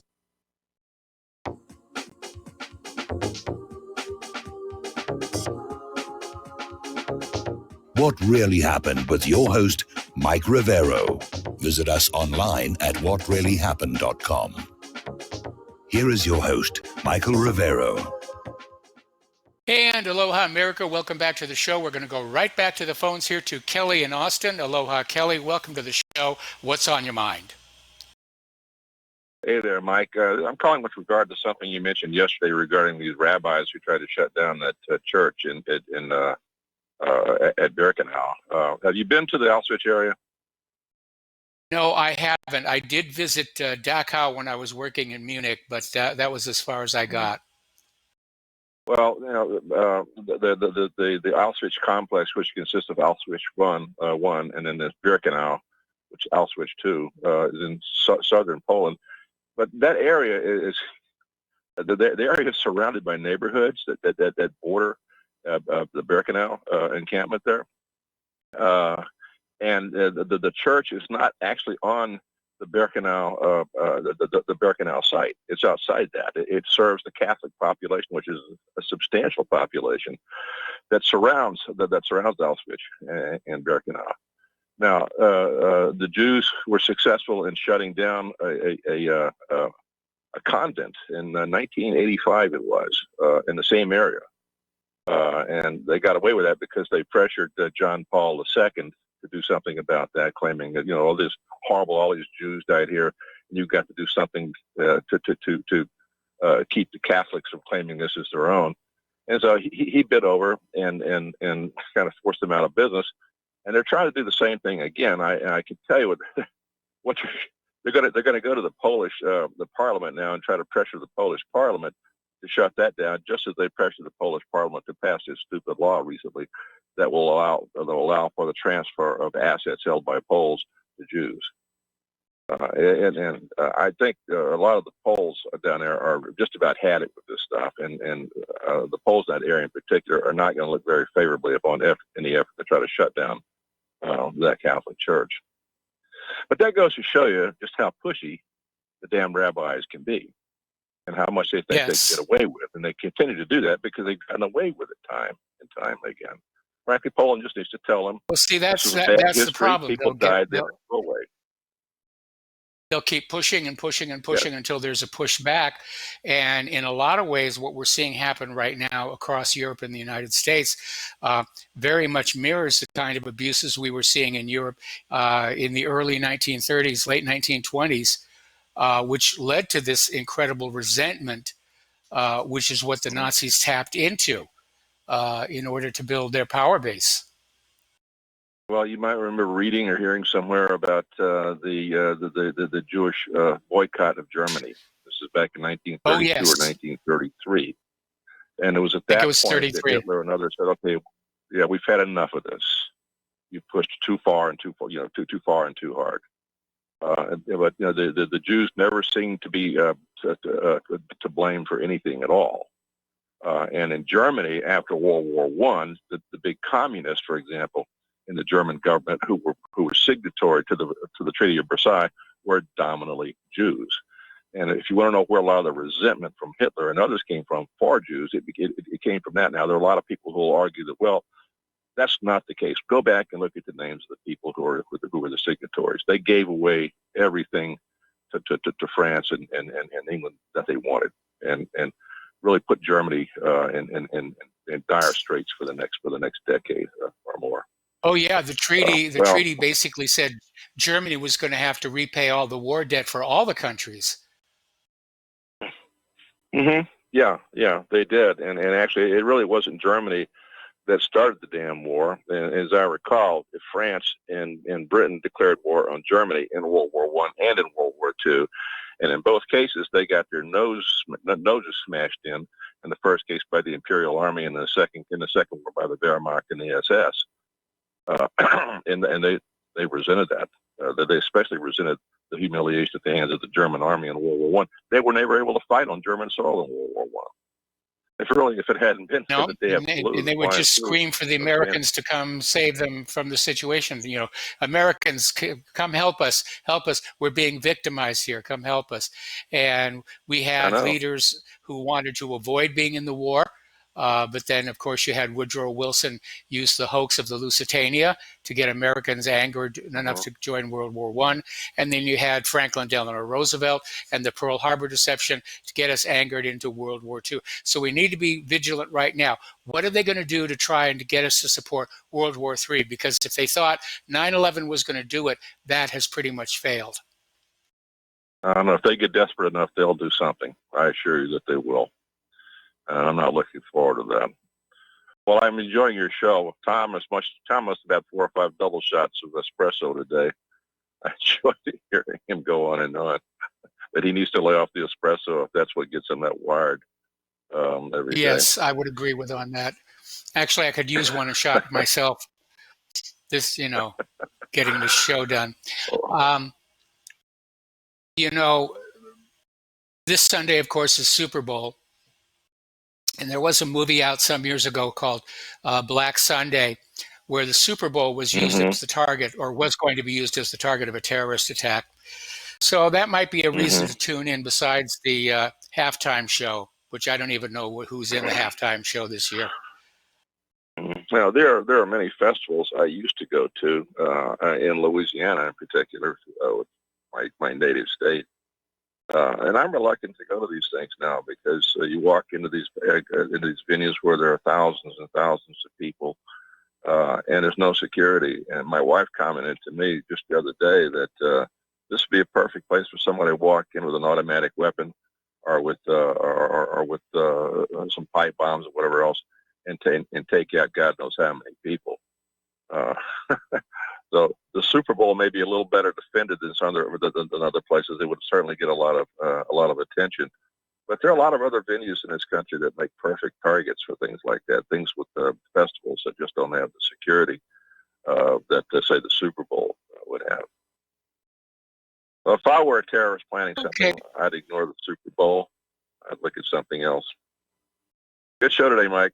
Well, thank you very much. But you need to remember, when it's a staged event to try and push forward the war agenda, the target has to have tremendous symbolic value to the American people. Otherwise, they won't really care. Oh, yes. Anyway, listen, Oh, yes. thanks a lot for the phone call. In sports. Certainly. Bye now. All right, bye-bye. We're going to switch over to Tony in Puerto Rico. And Tony, I'm glad you called on in because I had some questions about what's rocking and rolling down there. So what's on your mind? You lost Tony. Well, okay. As you know, yesterday there was a 7.7 quake between, just off the coast of Cuba. And there had been some quakes in Puerto Rico a few days before, not really major, and it didn't make the news. But now, of course, everybody's wondering, is it part of the same swarm? Are we seeing the beginning of a whole new cycle over there in the Caribbean? So maybe Tony will call back in and give us a firsthand report about what happened there on the ground. All right, so let's talk about the coronavirus. And again, there are 2 schools of thought being expressed out there. One is that there's this monster that is going to destroy the planet Earth, or at least the human beings on it. And the other being that, like SARS and MERS and bird flu and swine flu, that this is just being hyped up to push vaccine sales, to push for a unified government to deal with this health crisis, and so forth and so on. And they are pushing very, very hard. Now, according to the official sources, there is a 4th coronavirus victim confirmed in France, and apparently 3 more confirmed cases in Bavaria and Germany. In one case, the new victim is the wife of a taxi driver who contracted the disease supposedly by being exposed to some Chinese travelers. So what we have here now is a non-Chinese human-to-human transmission, if in fact true. Now, CDC has issued yet another alert, and the U.S. is activating their so-called coronavirus centers, their quarantine hubs in San Francisco and so forth. All right, let's go back to the phones here. Peter in Los Angeles, aloha, welcome to the show. What's on your mind? Yeah, hi, Mike. Listen, I just, I know I sent you a couple articles. One of them was out of UNS by a guy called, I think his name is DeSaker, talking about the Virginia rally and the vilification of a group called the studied vilification of a group called the Base, which they identify, the police and the FBI identify as this white supremacist organization that is violent and white supremacist and all that kind of stuff. And then another article about how they arrested a couple of people prior to the Virginia rally, and they were leadership of the Base, and they were saying that they just missed by an inch some horrible event that was going to be touched off by these white supremacist groups. And then there's another article where the leader of the Base was found to be an FBI informant. Yes, big surprise. I did see those, and I put them up. Yeah, and 3 articles, and Yeah, the FBI basically created this monster to wag at us, to say, ooh, bad gun owners, and why we didn't have an act of violence with such an ideal circumstance, I don't know. But it may have been that the police who arrested this Base leadership were not in on the scam, and that's why this whole thing was made public. But we've seen this happen so many times before, where these incidents really they're fake, they're phony. The government is manufacturing. The government doesn't care how many innocent American citizens they have to kill to get the rest to be obedient little servants. Yeah, that's exactly right, Mike. And it's it's interesting. The Base, as they use that with Al Qaeda. When Al Qaeda, we created Al Qaeda for the Soviets, against in the Afghan war in the first one, and then they became they were good guys then against the Soviets, and then of course they were bad guys then when they supposedly attacked us, and then they became good guys again. Yes. It's just a ridiculous narrative. And can I say something about that Auschwitz rabbi thing that the gentleman just talked about? Certainly. They have, I was trained as a logistician. Went to the Command and General Staff College and all that, and it's big on staff work on how many rail cars it takes to move a division and how long it takes and the dispersal between the trains. I mean, all these are minutely timed out with in these tables that the military's had for years on mass movements of people, right? And Raoul Wallenberg, who wrote the Destruction of European Jews, it's the Bible. It's the seminal work that started off the whole Holocaust narrative. And originally, when we were brought up, because I'm your age, it was said to be that there were 6 million Jewish victims of the Holocaust, but there were also another 5 or 6 million who were non-Jews. The gypsies, the political thing, the mentally retarded, the so gays. Yeah, all that stuff. And I began, and this is the reason why I got to questioning it to begin with, is when in a massive labor shortage, during World War II, and the Germans never mobilized the women the way that America did in World War II in the workplace because of the ridiculous Nazi ideology. But at any rate, a horrible labor shortage and a horrible transport shortage, right? The Germans mobilized 16 million people overall during the war, which is about what the United States did, with a much smaller population base, 80 million versus 130 million. And we're fighting wars, of course, in North Africa and Italy and the Balkans and Western, Northwest Europe, and of course the Soviet Union, and even up into Scandinavia. So they had troops everywhere and a massive labor shortage as well. And if you're going to kill people why would you? I mean, just to house 11 million people, if the original narrative was right, which they went by.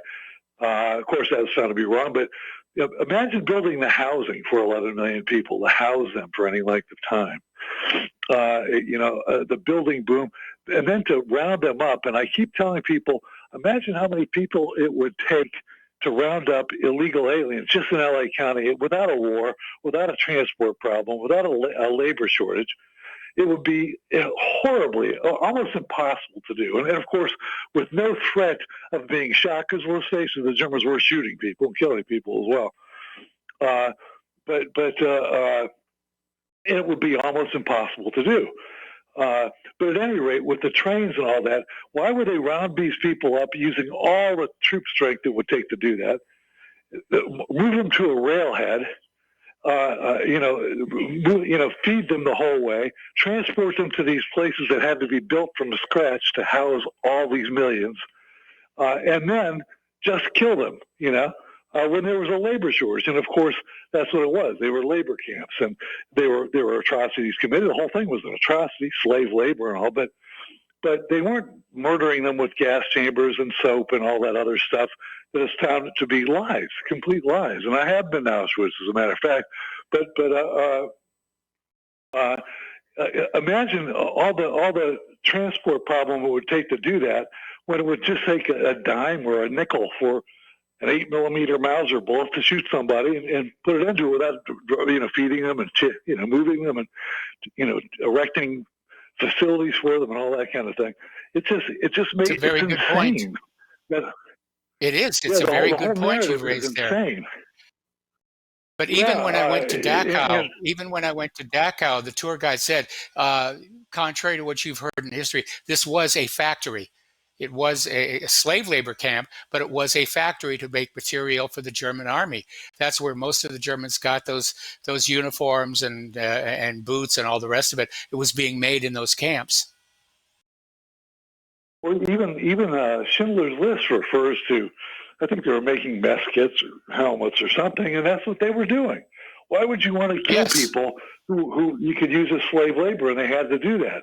And by the way, the German transport system, starting in 1944, you want me to hang on or should I? Yeah, Peter, hang on. We're going to put you on hold. We'll be right back after these few words.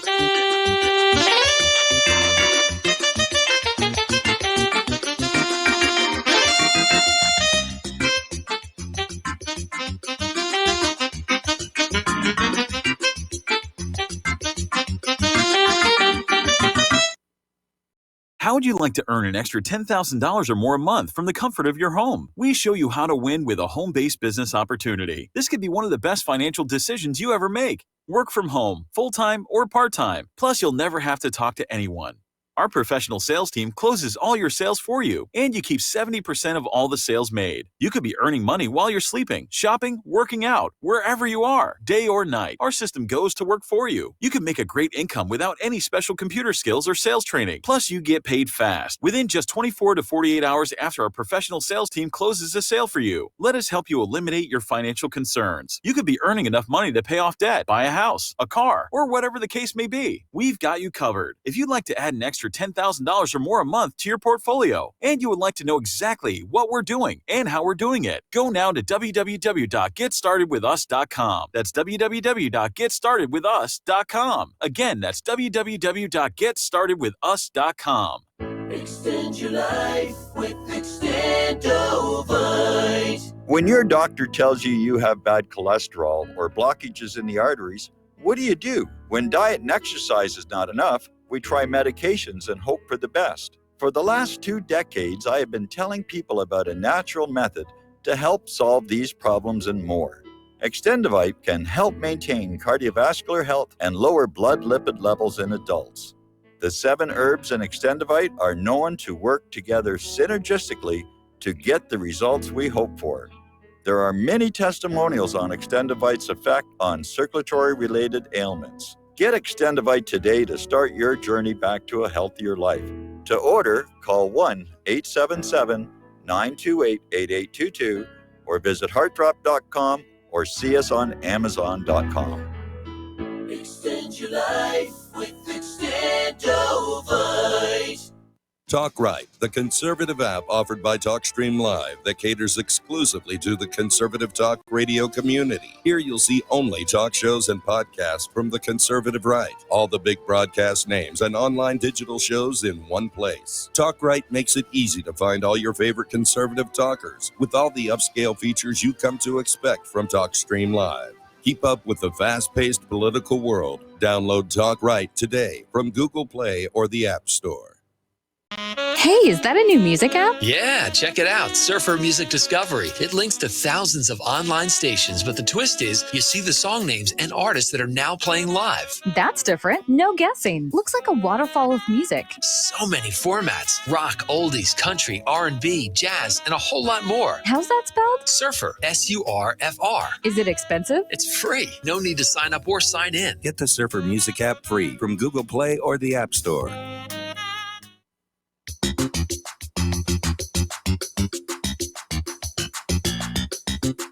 Welcome to What Really Happened Radio. Visit us online at whatreallyhappened.com. And now, set your eyes on the future and let's consider what really happened. Hey, and aloha, America. Welcome back to our show here. We're on the phones. We're talking with Peter in Los Angeles. We're talking about some of the history of World War I and World War II. And we all know that during these major wars, bad things happen to ordinary good people. And afterwards, it's all lied about. And we know that truth is the first casualty of war. And we certainly are living through a period of war scale deception and lies and fraud right now. So my concern, of course, is that we're headed for a third world war and that we're going to lose this one. Yeah, Mike, I agree with you on that as well. You've been saying it for years, and I agree with you for the same reasons that you're saying it, about the money, men, morale, manufacturing, all that. But if I could just go into one more thing before and that is, not only did they not have the rail capacity to do this, and why would they? It's so inefficient. Instead of dumping the troops' supplies off in the Eastern Front and coming back with raw materials or whatever, why would they waste the time and manpower rounding people up, all that stuff? But they just didn't have the rail facilities to do it, and where do they put these millions if there's no return on the investment? But the other thing is that from 44 on, we said the pinpoint bombing and the round-the-clock bombing and all that stuff. They found that the pinpoint bombing was crap. They weren't hitting within a quarter of a mile, mostly, even the U.S. in the daylight. So they went to something in 44 and 45 called the Oil and the Transport Plan, where they directed our strategic bombers at the refineries and oil refineries and drilling, and then to transportation nodes, all the railheads, all the switching areas and huge marshalling yards and so on. And so the Germans, matter of fact, their production peaked in September of 43, even after years of bombing. September of 44. But they could not then distribute it. They couldn't get it out because they didn't have the oil. They could produce planes, but they couldn't, have the fuel to fly them and train the pilots and fuel the panzers and all that kind of stuff. So they couldn't do that. And again, to move these massive amounts of people which would have been the destruction of the Jews, as they say. It's ridiculous, and it would have been in the face of a horrible labor transport shortage and bombing around the clock. It's an absurd assertion, and I just wanted to say that. That's all. Well, again, you raised these very good points. See, when we were growing up, we were given this image of a Germany that had infinite resources, that they had all this amazing technology, and it was only the grit and determination and courage of the Allies that did them in, mostly the Americans, which, of course, if you talk to anybody in Europe, they say, what do you mean America helped win World War II? You were late getting here. Anyway, listen, we got to take a break for station identification. Peter, thank you for the call. We'll be back after these few words.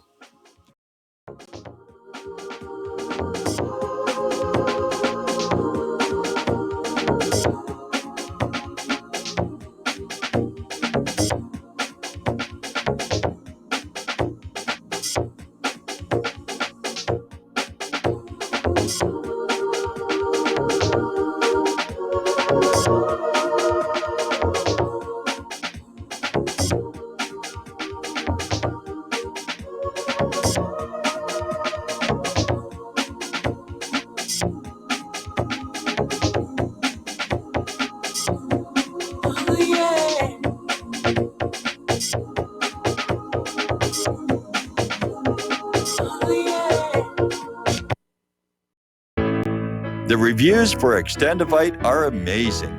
Here are some from Amazon. September 2018. Extendivite works in keeping my blood pressure in the normal range. I've been using Extendivite for many years now. May 2018. Great product. I use regularly and I rarely get sick. March 2018. This product has relieved what appeared to be angina pain in my chest and shortness of breath after climbing stairs. I'm quite happy about it. February 2018. My husband, son, and I have been using this product for a few months now, and we have noticed an improvement in our joints and blood pressure.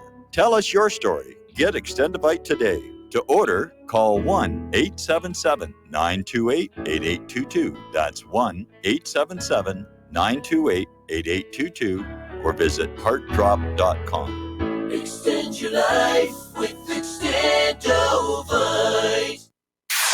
You're listening to Republic Broadcasting Network because you can handle the truth.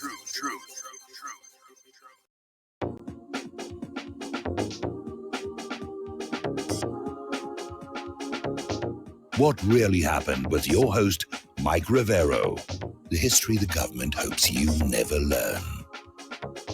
Here is your host, Michael Rivero. And aloha, America. Welcome back to our show. Hour number 3. The phone lines are open, 800-313-9443. So we were talking about the Wuhan coronavirus scare. And is there really a there? Is it something that we should all be panicking and quaking in our boots about? Or like SARS and MERS and bird flu and swine flu and kung flu and the rest of it, is it just another overhyped outbreak used to push the globalist agenda and, of course, pharmaceutical sales? We certainly know that Cipro did very well during the 2009 when pigs fly flu scare. Most of that stuff wound up having to be destroyed and thrown out because it was never actually used. So we know that this sort of stuff goes on, a big scare campaign saying, oh, there's something horrible coming to get you. But just today only, we have the cure or the preventative. We can fix it and make it all better. Don't forget to include your TV code, I am a sucker, when you do your online order. So that's the other school of thought there. And apparently a lot of people, having been falsely scared about MERS and SARS and the rest of it before, they're kind of cool. They're not responding. They're not getting a lot of traction on this Wuhan virus. And amazingly enough, somebody actually came out writing an article called The Unsinkable Titanic Analogy, where they're trying to equate people not getting excited about the Wuhan virus with those passengers on the Titanic's upper decks who, even as the ship was clearly sinking, didn't think it was possible. Didn't go to the lifeboats, just stayed inside where it was warm and light and cheerful. And meanwhile, the people down in steerage, of course, were all dying. And it's an interesting analogy, if indeed true, but I think this is another attempt to say, look, don't get complacent. Don't start thinking unsinkable. Don't start thinking that, sooner or later, medicine will protect you and you don't need to do anything about it. So that seems to be what's going on. Now, getting on back to those who are pushing the incredible human-eating monster side of the debate, the World Health Organization has set the global risk level too high as nearly 1 in 4 infected with Wuhan end up dead or in a severe condition. Now, this fits in closely with the earlier number that we had of a 15% lethality rate. So the numbers are, at least are consistent. But the World Health Organization has changed the status of the Wuhan coronavirus, raising its threat level to high amid increasing global transmission and mounting deaths. Okay, now, apparently, there's a lot of videos coming out from Wuhan. Some are showing the city appearing to be perfectly normal and healthy. Others are appearing to show the city in a state of lockdown.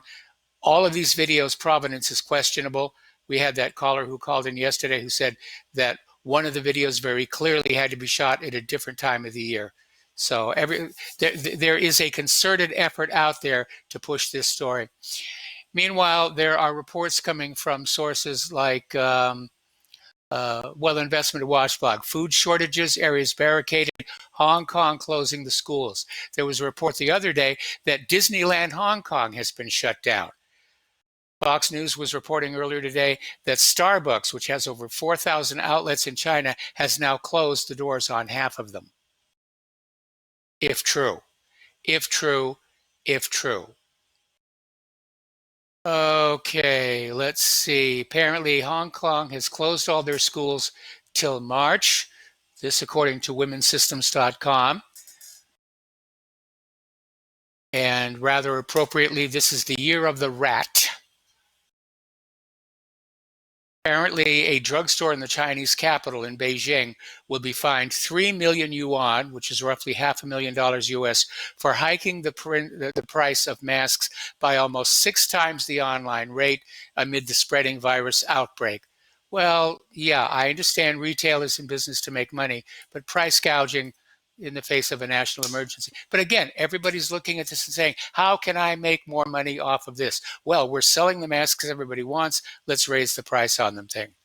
Apparently, a supplier of storable foods is saying their stockpile is running out. Everybody's buying survival food now. They're all concerned that they're going to have to stay at home to stay away from the Wuhan virus. Now, interestingly enough, and we had a caller earlier in the week who talked about this, it's called Event 201, where the Bill and Melinda Gates Foundation simulated this exact coronavirus outbreak last November. Oh, how Bill Gates likes to play with his little viruses, vaccines. All right, so let's talk about the international news now. Over in Syria, the army liberates Ma'at al-Numan, and the Syrians are saying they're expecting the U.S. to plan new mischief, meaning a new staged chemical weapons attack. In fact, they have gone up to the United Nations and said, we are expecting the United States to stage a new chemical weapons attack. We hope you will not be so foolish as to fall for it. And so we'll see what happens there. This whole war agenda is a total mess. Total mess. All righty. All right, we have a caller on the line, Al in Canada. Aloha, welcome to the show. What's on your mind? Hi, Mike. I'm glad you're back. I hope you're well. Me too. Yeah, this is the first time I've heard from you. I've heard your show, and over a month I've been busy working, so I'm relieved. I was listening to that phone call you had with somebody. I can't remember. RBN, I guess, right? When you were in the hospital. Yes. So that was kind of relief that happened. Like that was posted. So this, what Peter was talking about with, the war effort in Germany and transporting all these people around and just to kill them. People have to remember, there's a document out there that says the Red Cross was in there, and their numbers are like 273,000 total. So, who do you believe, right? They were actually there. And that's of all causes. That's of all causes, including the typhus epidemic. And all the people that were there, all of them, not just a certain group. So this fear porn they're peddling, the media's peddling now, there's 8 billion people on the face of the planet. The chances of anyone contracting it is basically, about 1 in 8 billion. It's such a small thing that even in China, there's 1.4 billion people there, and I mean, even if 1,000 people die from it, that's what is it, 0.7 to the minus 6 exponent, like 6 zeros. It's 1/10 of 1/100th of 1%. It's just, well, unfortunately, I left my Hewlett Packard calculator back on Oahu, and I'm already missing it. But you're right. In terms of the whole human population, the number of infected and dead are microscopically small, which is another reason to think this is really being fanned up. And they're not reporting this is doing all these really horrible things. What they're reporting is it could get out of control. It could do this. It could do that. Well, we've sort of grown up on this media that's always warning us about what might happen if Wuhan gets out of control, what might happen if Bernie Sanders wins the nomination, what might happen if Trump becomes president, and very little reporting on what's actually going on in the world. Yeah, like no facts, just basically what might happen, what could happen, and it's also, a precursor to an extraction of wealth in some way, shape, or form, or freedom. Or both. Right? Yeah, or both. Yes, of course. So, I'm hoping, where I live in Canada, if I see anybody with a mask, I will just laugh right in their face and say, "You fool. You are actually falling for this nonsense. Shame on you." Because, Canada is supposed to be a fairly educated country, if you believe, what they're pushing as education is education nowadays. But to think that someone would be so simple-minded to actually believe that, oh my goodness, I'm going to contract this coronavirus. Your chances of dying of colon cancer are twice as good. So it's crazy. And the media loves this stuff, right? And they have no credibility. Zero. They've got nothing. They're on. Sure. If it bleeds, it bleeds. If it thinks, it stinks. Yes, sir. Anyway, that's all I have to say, Mike. I'm really, really glad you're back, and I wish you well. Say hello to the lovely Miss Claire for me. Thank you very much, Mike. I certainly will. Okay, now people are still talking about yesterday's announcement of the deal of the century. And Trump is out there saying it's a great plan, and Netanyahu is out there saying it's a great plan, and the corporate media is saying it's a great plan. But basically,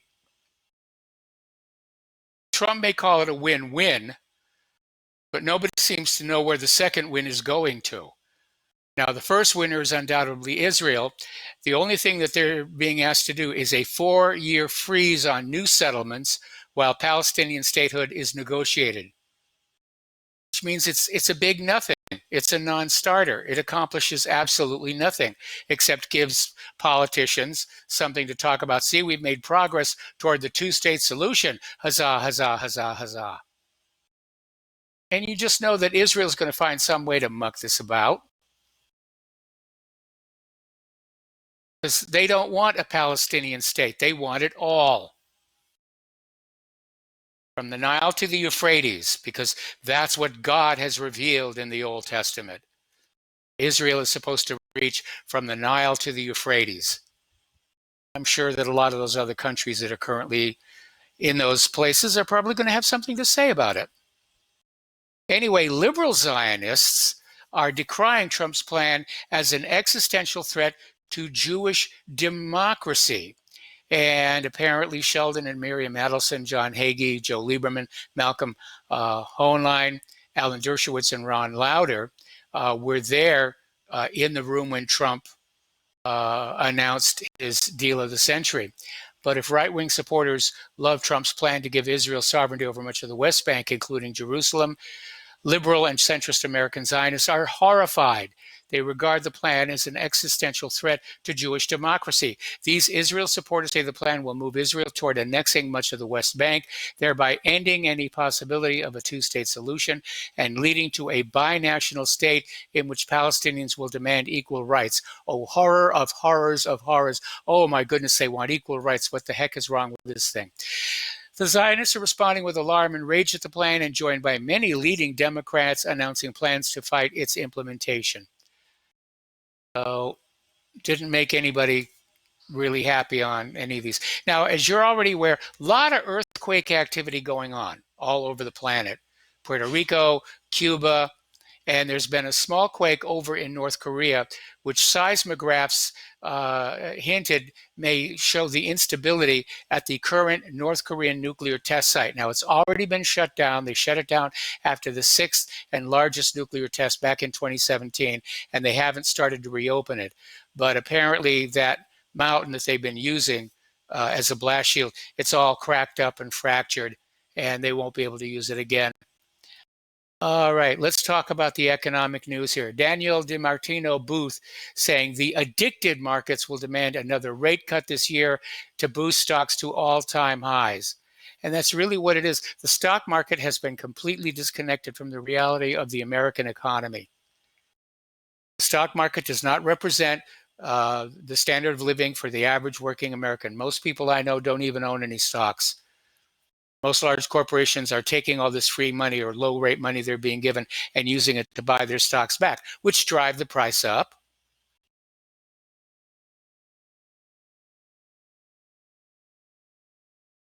So, article out of Government Slaves. Boeing is a garbage company that is just a walking zombie. And what they're talking about is there's all kinds of attempts to prop Boeing up. They're in serious serial trouble. They have secured commitments on over $12 billion in financing from more than a dozen banks. But the company is using it to buy back their own stock with the cheap money from the Federal Reserve. And the money that's supposed to help the struggling firm is in fact disenfranchising it. On the other side are the executives who are getting that money from the Fed and putting it directly into their pockets. So what a shame. What a shame. A fine old historic company like that.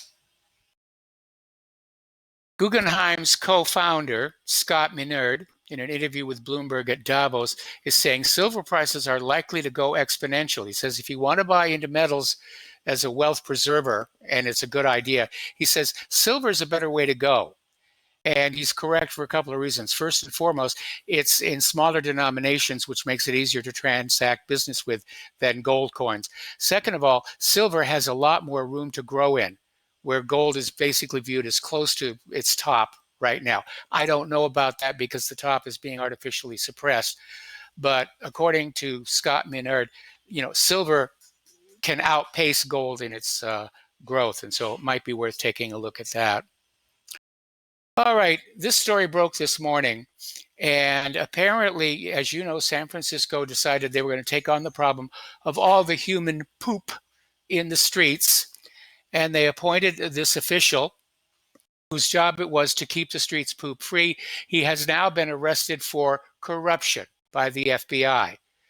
And the allegations are that he was running a pay-for-play operation where any company that wanted to get in on these city contracts to clean up the streets of San Francisco, boy, there's a name for a TV show, basically came on out and said, there's a little bit under the table here. Okay, congratulations to the politicians over in Kentucky. They unanimously advanced a born-alive abortion bill. Not a single vote against, not a single abstention. 32-0 passed Senate Bill 9. And basically what it means is this will guarantee medical care for the survivors of botched abortions who are born alive. Now, up until now, in a lot lot of states, the attitude was, well, we were intending to abort, and the fact that they spontaneously birthed right there in front of us doesn't change anything. Go ahead and kill it. Well, Kentucky is saying, no, if it survives the abortion attempt, you have to take care of it and give it the best medical care. It's now going to the state's House of Representatives, where it's expected to pass handily, so good for them.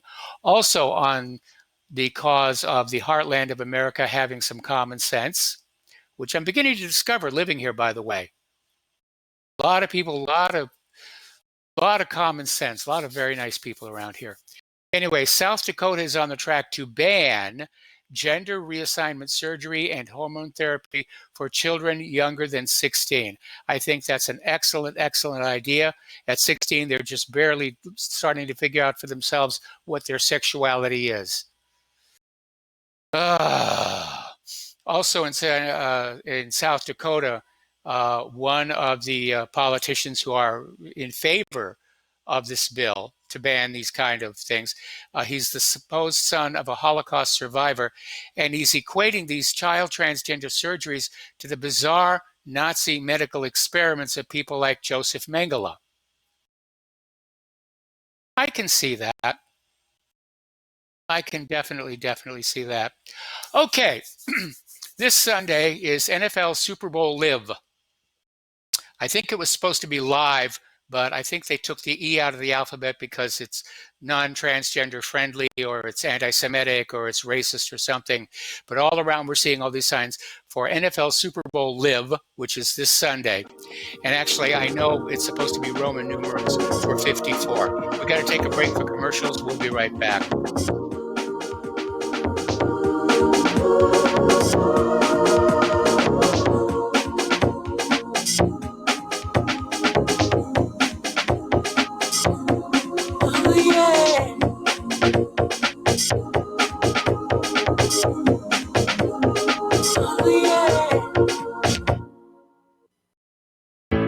Many people write us about their experience with Extendivite. Allow me to read you some from Amazon.com.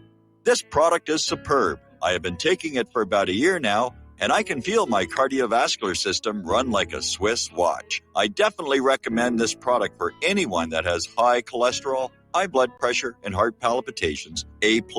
It's potent, but it works. I have been waking up for the past 3 years with numb hands, and a week into using Extendivite, my numb hands seem to have cleared up.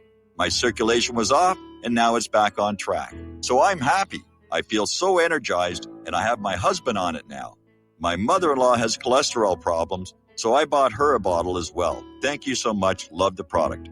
Tell us your story. Get Extendivite today. Call 1-877-928-8822 or visit heartdrop.com.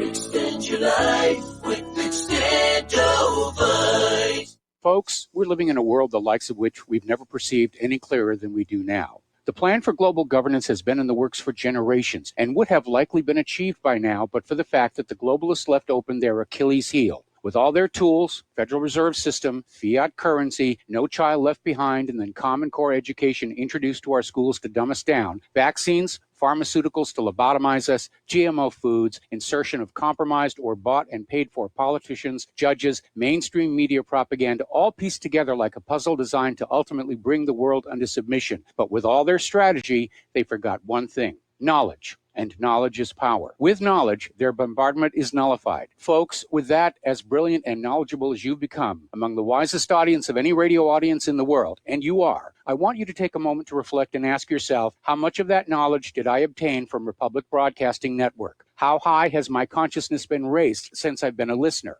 How fast am I now able to discriminate truth from fake news by being a Republic Broadcasting listener? How clear am I now able to see the world since I've been listening to RBN? Ask yourselves those questions, folks. Then ask yourself, what is that knowledge worth to me? Like my morning coffee, how would I survive without it? A voice of truth in a sea of lies. Do we not all need to make sure it survives? Like public broadcasting, we are now finding we can only survive with listener support. Censorship, advertisers being attacked, truth itself being attacked. It's the only way through this. We at Republic Broadcasting humbly ask you to become a supporter. Look at your budget and make a determination of what Republic Broadcasting is worth to you and what you can afford on a monthly basis. Go to republicbroadcasting.org and pledge 20, 30, 40, 50, if possible, 100 a month or more if it's affordable. Click the donate button and become a regular monthly donor. Assure both us and yourself that Republic Broadcasting truth will continue to flow like that morning coffee. The network thanks you. Some have maxed out all their credit cards. Some are working 2 jobs and living in cars. Minimum wage won't pay for a roof, won't pay for a drink. If you gotta have proof, just try it yourself, Mr. CEO. See how far $5.15 an hour will go. Take a part-time job at one of your stores. I bet you can't make it here anymore. And aloha, America. Welcome back to our show here. And we're talking about how Sunday is Super Bowl 54. And yes, I was teasing when I kept calling it Super Bowl Live. Raises this interesting little question. Why is everybody still so much in love with Roman numerals? It's not an efficient number system compared to the Arabic system we use in our daily lives. And I think it's just rather unbridled pretension, whether it's Super Bowl or the copyright notice on motion pictures, copyright MX, people down there with their little pens and papers trying to work out what that actually means. I know there's an old phrase, when in Rome, do like the Romans. I was in Rome. I worked in Rome back in the 1980s. They used the Arabic number system same as we do. Did you know there is no 0 in the Roman system? There's no 0 in the Roman numerals, no placeholders. All righty. Now then, getting on back to the Super Bowl itself. One of the things to be aware of on Super Bowl is not only obviously the top NFL football teams playing, but it's also kind of a pinnacle for TV advertisers. And the very best of the best of commercials usually get debuted on Super Bowl. And it's one of the reasons I like to watch every once in a while. I've had some commercials I worked on debut on the Super Bowl back when I was with Robert Abel and Associates. And that was a lot of fun. And so there's some good things. I've heard a rumor that one of the commercials that will air on the Super Bowl costs $6 million. Now that's a lot of money, even accounting for inflation over the years. I mean, we had nowhere near those kind of budgets back in the days of Abel. Of course, that was 1980 and everything like that. But apparently mixed in with it are some very political ads, and apparently the LGBT crowd has an ad running exposing the nation to drag queens, and it's sort of underscoring the growing cultural divide between the National Football League and Heartland America. And it may actually damage the brand. Okay. Yesterday, I started on this article, but we had run out of time. And I want to talk about firearms here because I think, as I've said many times before, I think everybody ought to have a firearm. Everybody ought to go through a firearm safety course. I think everybody ought to be taught the safe handling of weapons. So they cannot be shot up at the local mall so that they can get the varmints out of their gardens, so they can get burglars out of their homes. 2 of those 3 I've done in my life. So there was an article we put up a few days ago on 3D printed firearms and Defense Distributed, a guide to understanding ghost guns. And basically it's the terminology issue. And ever since the ruling on 3D printed firearms, outrage and moral panic have surrounded the ghost guns. And whether you're a proponent of Second Amendment freedoms or just doing opponent research, it's important to have the facts about what a ghost gun is and is not. Now, ghost gun is a generic catch-all term for any firearm without a serial number, whether it's 3D printed or black powder muzzle where you cast the barrel yourself for a blunderbuss or anything like that. If it doesn't have a serial number, it's a ghost gun. Now, you can own a firearm that is a ghost gun that does not have a serial number, and it doesn't break any federal law. Federal law prohibits the removal of existing serial numbers, but does not ban the ownership of a firearm without a serial number until you go to sell it or trade it. Now, this is not a loophole. The law is specifically written to exclude professional gunsmiths and hobbyists. I fit into that second category. Even if you own a ghost gun that you must make yourself, you're never allowed to sell or transfer it without first getting a serial number. And there are procedures in place allowing for amateur gunsmiths to get a serial number for their homemade firearms for precisely this purpose. Boy, you want to talk about somebody who's got to deal with a lot of paperwork, are the firearms masters on movie and TV shows. Because, I mean, they've got trucks full of all these guns, and they've all been modified to fire blanks or various other non-lethal rounds. And there's paperwork on all of them because they're still automatic weapons. They could still be converted back. It's amazing. I spent a lot of time with the firearms master on Hawaii Five-0, and he wanted to take a picture of me posed with one of his big 30 millimeter or machine guns, and I was tempted, but I figured if that picture ever got out, it would not be good for the brand as it is. All right, so what is a gun? When you hear the word gun, okay, well, believe it or not, it is not the entirety of the firearm. It is the part that bears the serial number. If the part that bears the serial number is missing, it's not a gun. It's a collection of spare parts. Now, on the AR-15, the gun, legally, is that lower receiver that has the serial number. We got to take a break for commercials, and we'll be right back after these few words.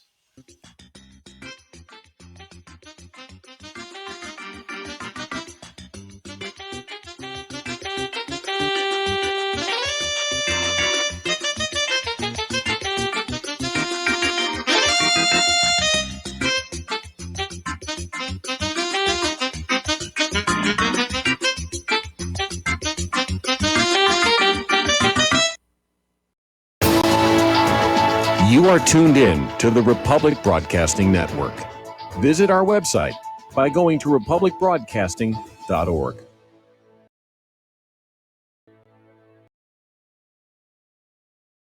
Don't regret growing old. It's a privilege denied to many. Heart disease is taking our youth from us. Young people in their 30s, 40s, 50s, and beyond are dying needlessly. One of the hardest messages I've ever had to deliver is to convince people that something natural like Extendivite should be taken as a preventative measure. I'm sure you heard an ounce of prevention is worth a pound of cure. Extendivite is that ounce. Take Extendivite for 1 year and see what your doctor has to say and how much better you feel. Herbs take time to address the problem. It took years of life to have a problem.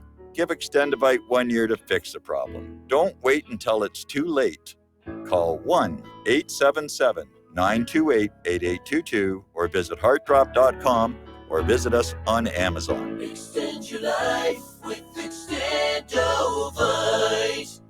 Corporate media dominates the American opinion. Finding independent voices that counter this avalanche is becoming increasingly difficult. With the endless corruption running rampant throughout our government, independent voices are needed more than ever to battle the offensive against our freedoms and liberties. As a listener of RBN, no one understands this concept better than you. Now it's up to you to do your part. The time has come for you to take action and begin broadcasting the truth to hundreds or thousands of people every month. Sound impossible? Quite the contrary. With pointed slogans from LibertyStickers.com, you can reach countless sleeping Americans unaware that they live in a real-life wonderland. LibertyStickers.com has a huge inventory of political bumper stickers and messages that reflect the truth about our government, our politicians, and the future of America. With so many in stock, there's one perfect for you. Visit us today at LibertyStickers.com. Again, that's LibertyStickers.com. Do your part. Your voice is important. Let it be heard.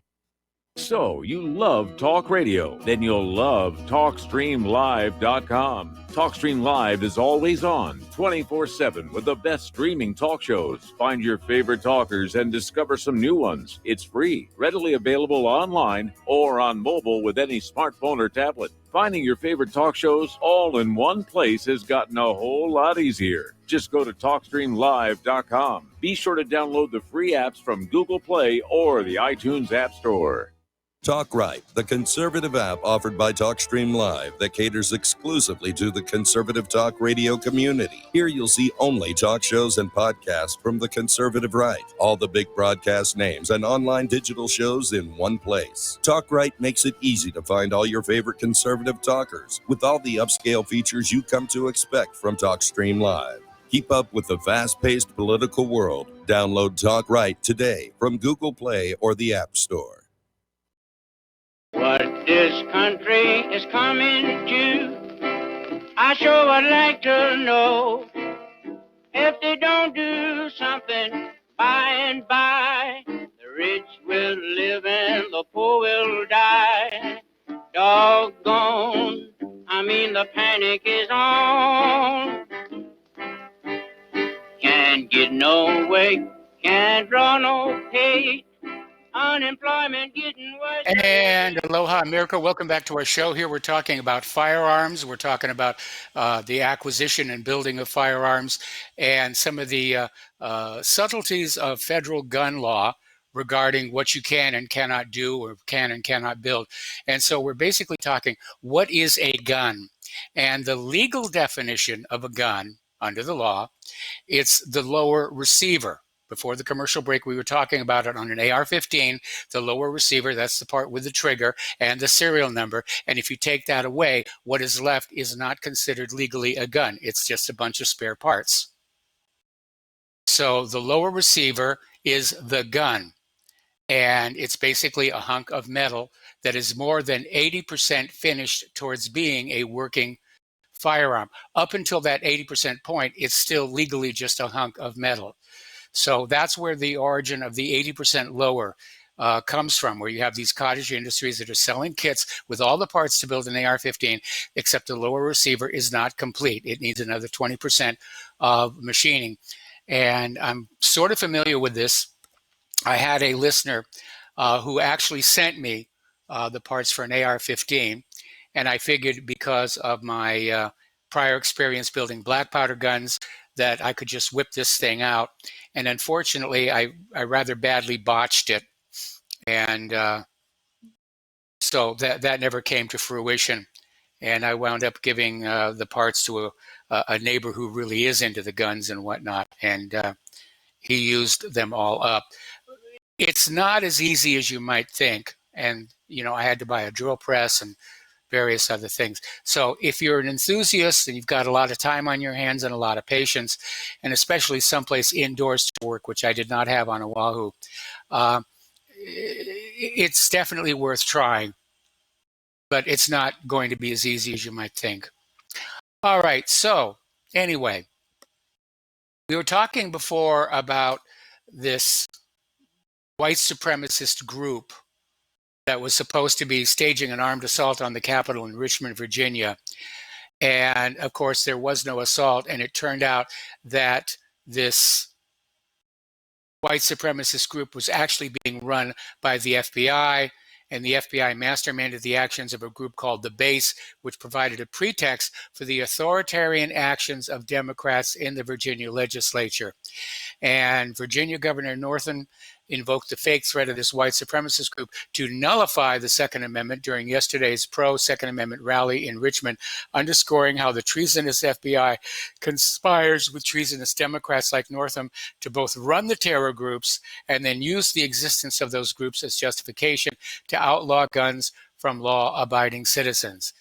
Ooh, those tacky people. What can I tell you? All righty. The Virginia Congress continues the gun control frenzy with 9 more bills, ignores the massive protest taking place. Among the laws they passed, it was another red flag law, and they tightened up the requirements for concealed carry permits. All right, let's go back to the phones here to Daniel in British Columbia. Aloha, Daniel. Welcome to the show. What's on your mind? Yeah, hi, Michael. Just a quick note before I wanted to talk about something else, but the Super Bowl drag queen commercial is for a product called Sabra hummus, which is on the BDS list. Just to rub really? That in your face a little more. Yeah. Well, I can't have the hummus anyway, not because of BDS, but because of gout. So that's just one more reason. Okay. I wanted to mention Wolfgang Halbig being arrested. Yes. Yeah, I was going to get to that a little bit later uh, in the show, but let's go ahead and cover that right now. What was really interesting is he was arrested and charged for being in possession of private personal information about Leonard Posner. And what's really kind of interesting is that if Halberg is guilty of a crime by having your private personal information, then so is every major corporation that is currently buying and selling your personal info from sources like Avast and the Ring doorbell camera and so forth. yeah, it's just another lawfare tactic against him. I mean, he really took one for the team. I mean, this is a former Florida state trooper that became a school safety expert. He worked at Columbine. Yes. He's worked all over the United States. And he approached Newtown and said, hey, I'm here to help. And they didn't want anything to do with him. And then he started finding out, different oddities about Sandy Hook. And then they just went after him. So this is one more tactic. I think this has to do, his arrest has to do with Leonard Posner and his deposition, his video deposition, because I forget his name now. It's one of these researchers of Sandy Hook. Anyways, he thinks that it wasn't Leonard Posner doing the video deposition. It was some skinnier guy. And Leonard Posner uses all kinds of aliases. So I think that's why Leonard or Halberg tried to find out, like, hey, who the hell is this guy? He's his wife's name is Vabner, and all his children. He has older children. Most of the Sandy Hook parents do. They have older children, and then for some reason they all have really young children, which is kind of really goes against the national average for people having children. But I think that's kind of what he was trying to do, but he got himself in hot water this time. I don't know if his website is still up. Yeah. It's Sandy Hook Justice, I think, is the name of his website, and maybe there's a donation link there because he probably needs some help. But I have talked to him on Skype back in the day when I was doing a lot of Sandy Hook research, and he's such a nice guy. He's just like your grandpa down the street, nicest guy, the most genuine guy. But he just saw all the BS in Sandy Hook, and he kind of took it personally. But they're really going after him, and I hope he makes it through this. And if anyone out there can go and reach out to him somehow and talk to him, that would be great because he probably needs the support. So I'll leave you with that. I'm not seeing his website. Is it sandyhookjustice.com? Yeah. All right, let me just take a look here and see if we can get this to come up, but I'm not seeing it. It may already be down. Yeah, that's too bad. There was a lot of good information. Yeah, it seems to have been Orwellized. Okay. All righty. I'll just leave you with that. Good show, and glad to hear you back. All right. Well, thanks an awful lot here. Okay, getting on back to the issue about guns and gun control, and we talked about this earlier in the week. Dr. Joseph Sakharine is this trauma surgeon. He's anti-gun. He's somewhat well known in the gun grabber circles, and he tried to stage this death threat by putting this note on his car, and then his friends and neighbors all said the car is parked inside his garage, which has a closing door. Then he took down his tweets. Then he tried to basically make up this bizarre story saying the Fairfax police told him to delete the tweets. So it's just coming apart, right? But again, liberals believe that anything that they do is justified with the goal of achieving this utopian world where everybody's disarmed and helpless and does what they're told, and every aspect of their life is totally under control, except, of course, for the criminals and outlaws who are having the time of their lives. All righty, over at the University of Missouri, this one's got a lot of privacy experts up in arms. They're going to be required to install a location tracking app on their phones, which is going to be interesting for those students who don't have a smartphone. I know it's hard to conceive of people who don't have a smartphone, but there are a few who just don't really feel they're appropriate. And the university is saying this is merely to track attendance. But a lot of people are saying, no, this has the potential for tremendous, tremendous abuse. And I'm in agreement. I'm absolutely in agreement here. All right, we mentioned this at the top of the show very, very briefly. Security experts find the number of stolen credit cards on the dark web increased to 76 million in the second half of 2019, with 54% of them belonging to Americans. Well, hey, we're the richest, wealthiest country on earth. We've got all the money. Of course, they're going to be stealing our credit cards. Actually, I think it may well be, first of all, that we have more credit cards per capita than other nations. And second of all, most people just aren't really being all that careful about security with their passcodes and whatnot. I mean, even on TV, you see how, your cell phone is your credit card, and, you wave your cell phone at the little icon at the register and everything goes through.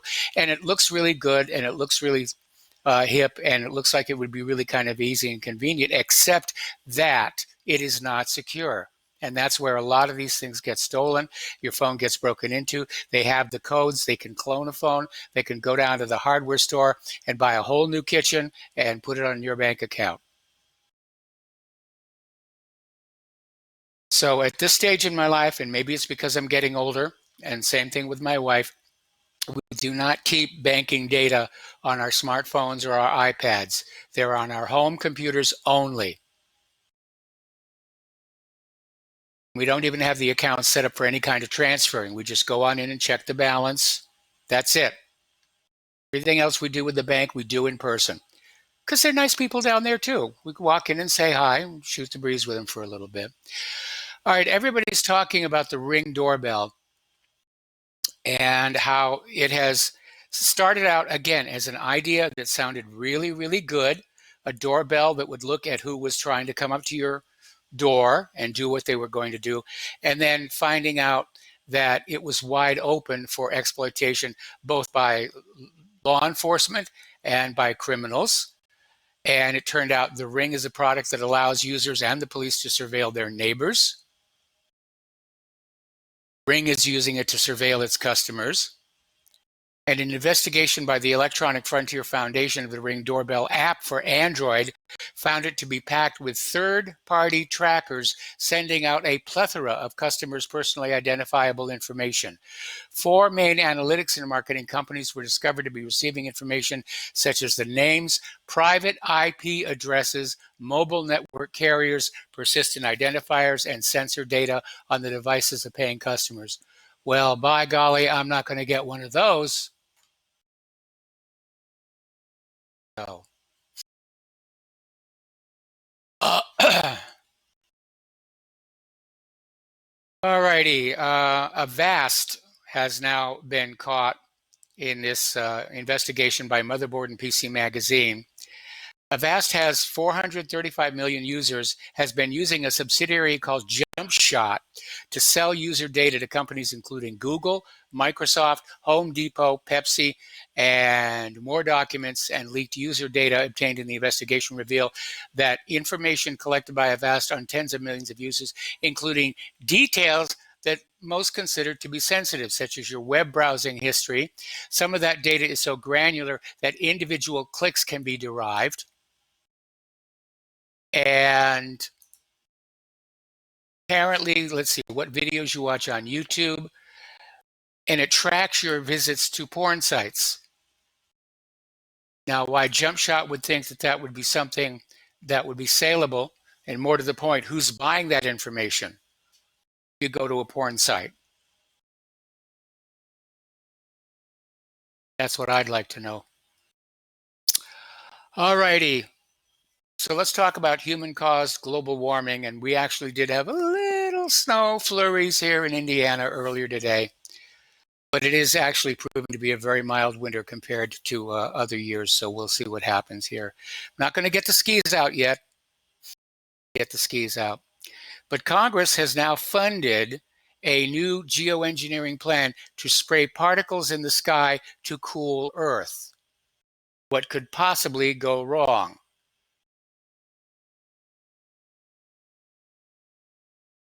Nonsense. Over in Great Britain, their carbon tax has led to a 93% drop in the coal-fired electricity industry, but the household bills of the average Brit has gone up by almost 40 pounds. Now, we're still waiting to get an update on this one, but apparently there are 2 dead satellites that have been orbiting the Earth, and supposedly sometime today, they passed within 50 feet of each other, or maybe even closer, 560 miles above Pittsburgh, Pennsylvania. And let's see, supposed to be 23:39 GMT on Wednesday. So that should have just recently happened. And we're still waiting to hear if they actually did hit or did not hit. But of course, if they did hit, it's going to leave a cloud of debris that will probably damage other satellites as well. Where have we heard that one before? Who was it who was trying to warn everybody against smashing satellites together in low Earth orbit? Okay, SpaceX has successfully launched another batch of these 60 Starlink internet satellites after 2 days of weather delays. This is the total number in orbit now is at 180. They're launching them 60 at a time. And I'm going to try and see if I can find a map that shows where the constellation is, because for the first few days after the launch, they're flying along basically in a line, like a giant charm bracelet. And then over time, of course, they diverge to their intended orbits. But it would be kind of a once-in-a-lifetime thing to see the Starlinks all in a line as they chug across the sky here. Well, what a dark time it is for planet Earth. We've got all these earthquakes. We've got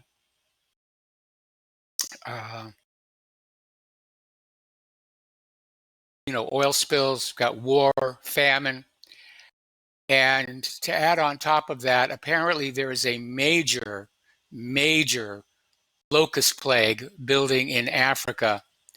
And they're saying the number of locust numbers in the billions, and it's going to lead to a major famine all over Africa.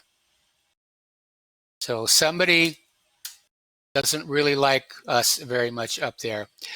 Okay, so we're going to be taking another commercial break here, back with the last segment of our program after these few words. So stay tuned, and the phone lines are still open, 800-313-9443, and we'll be right back.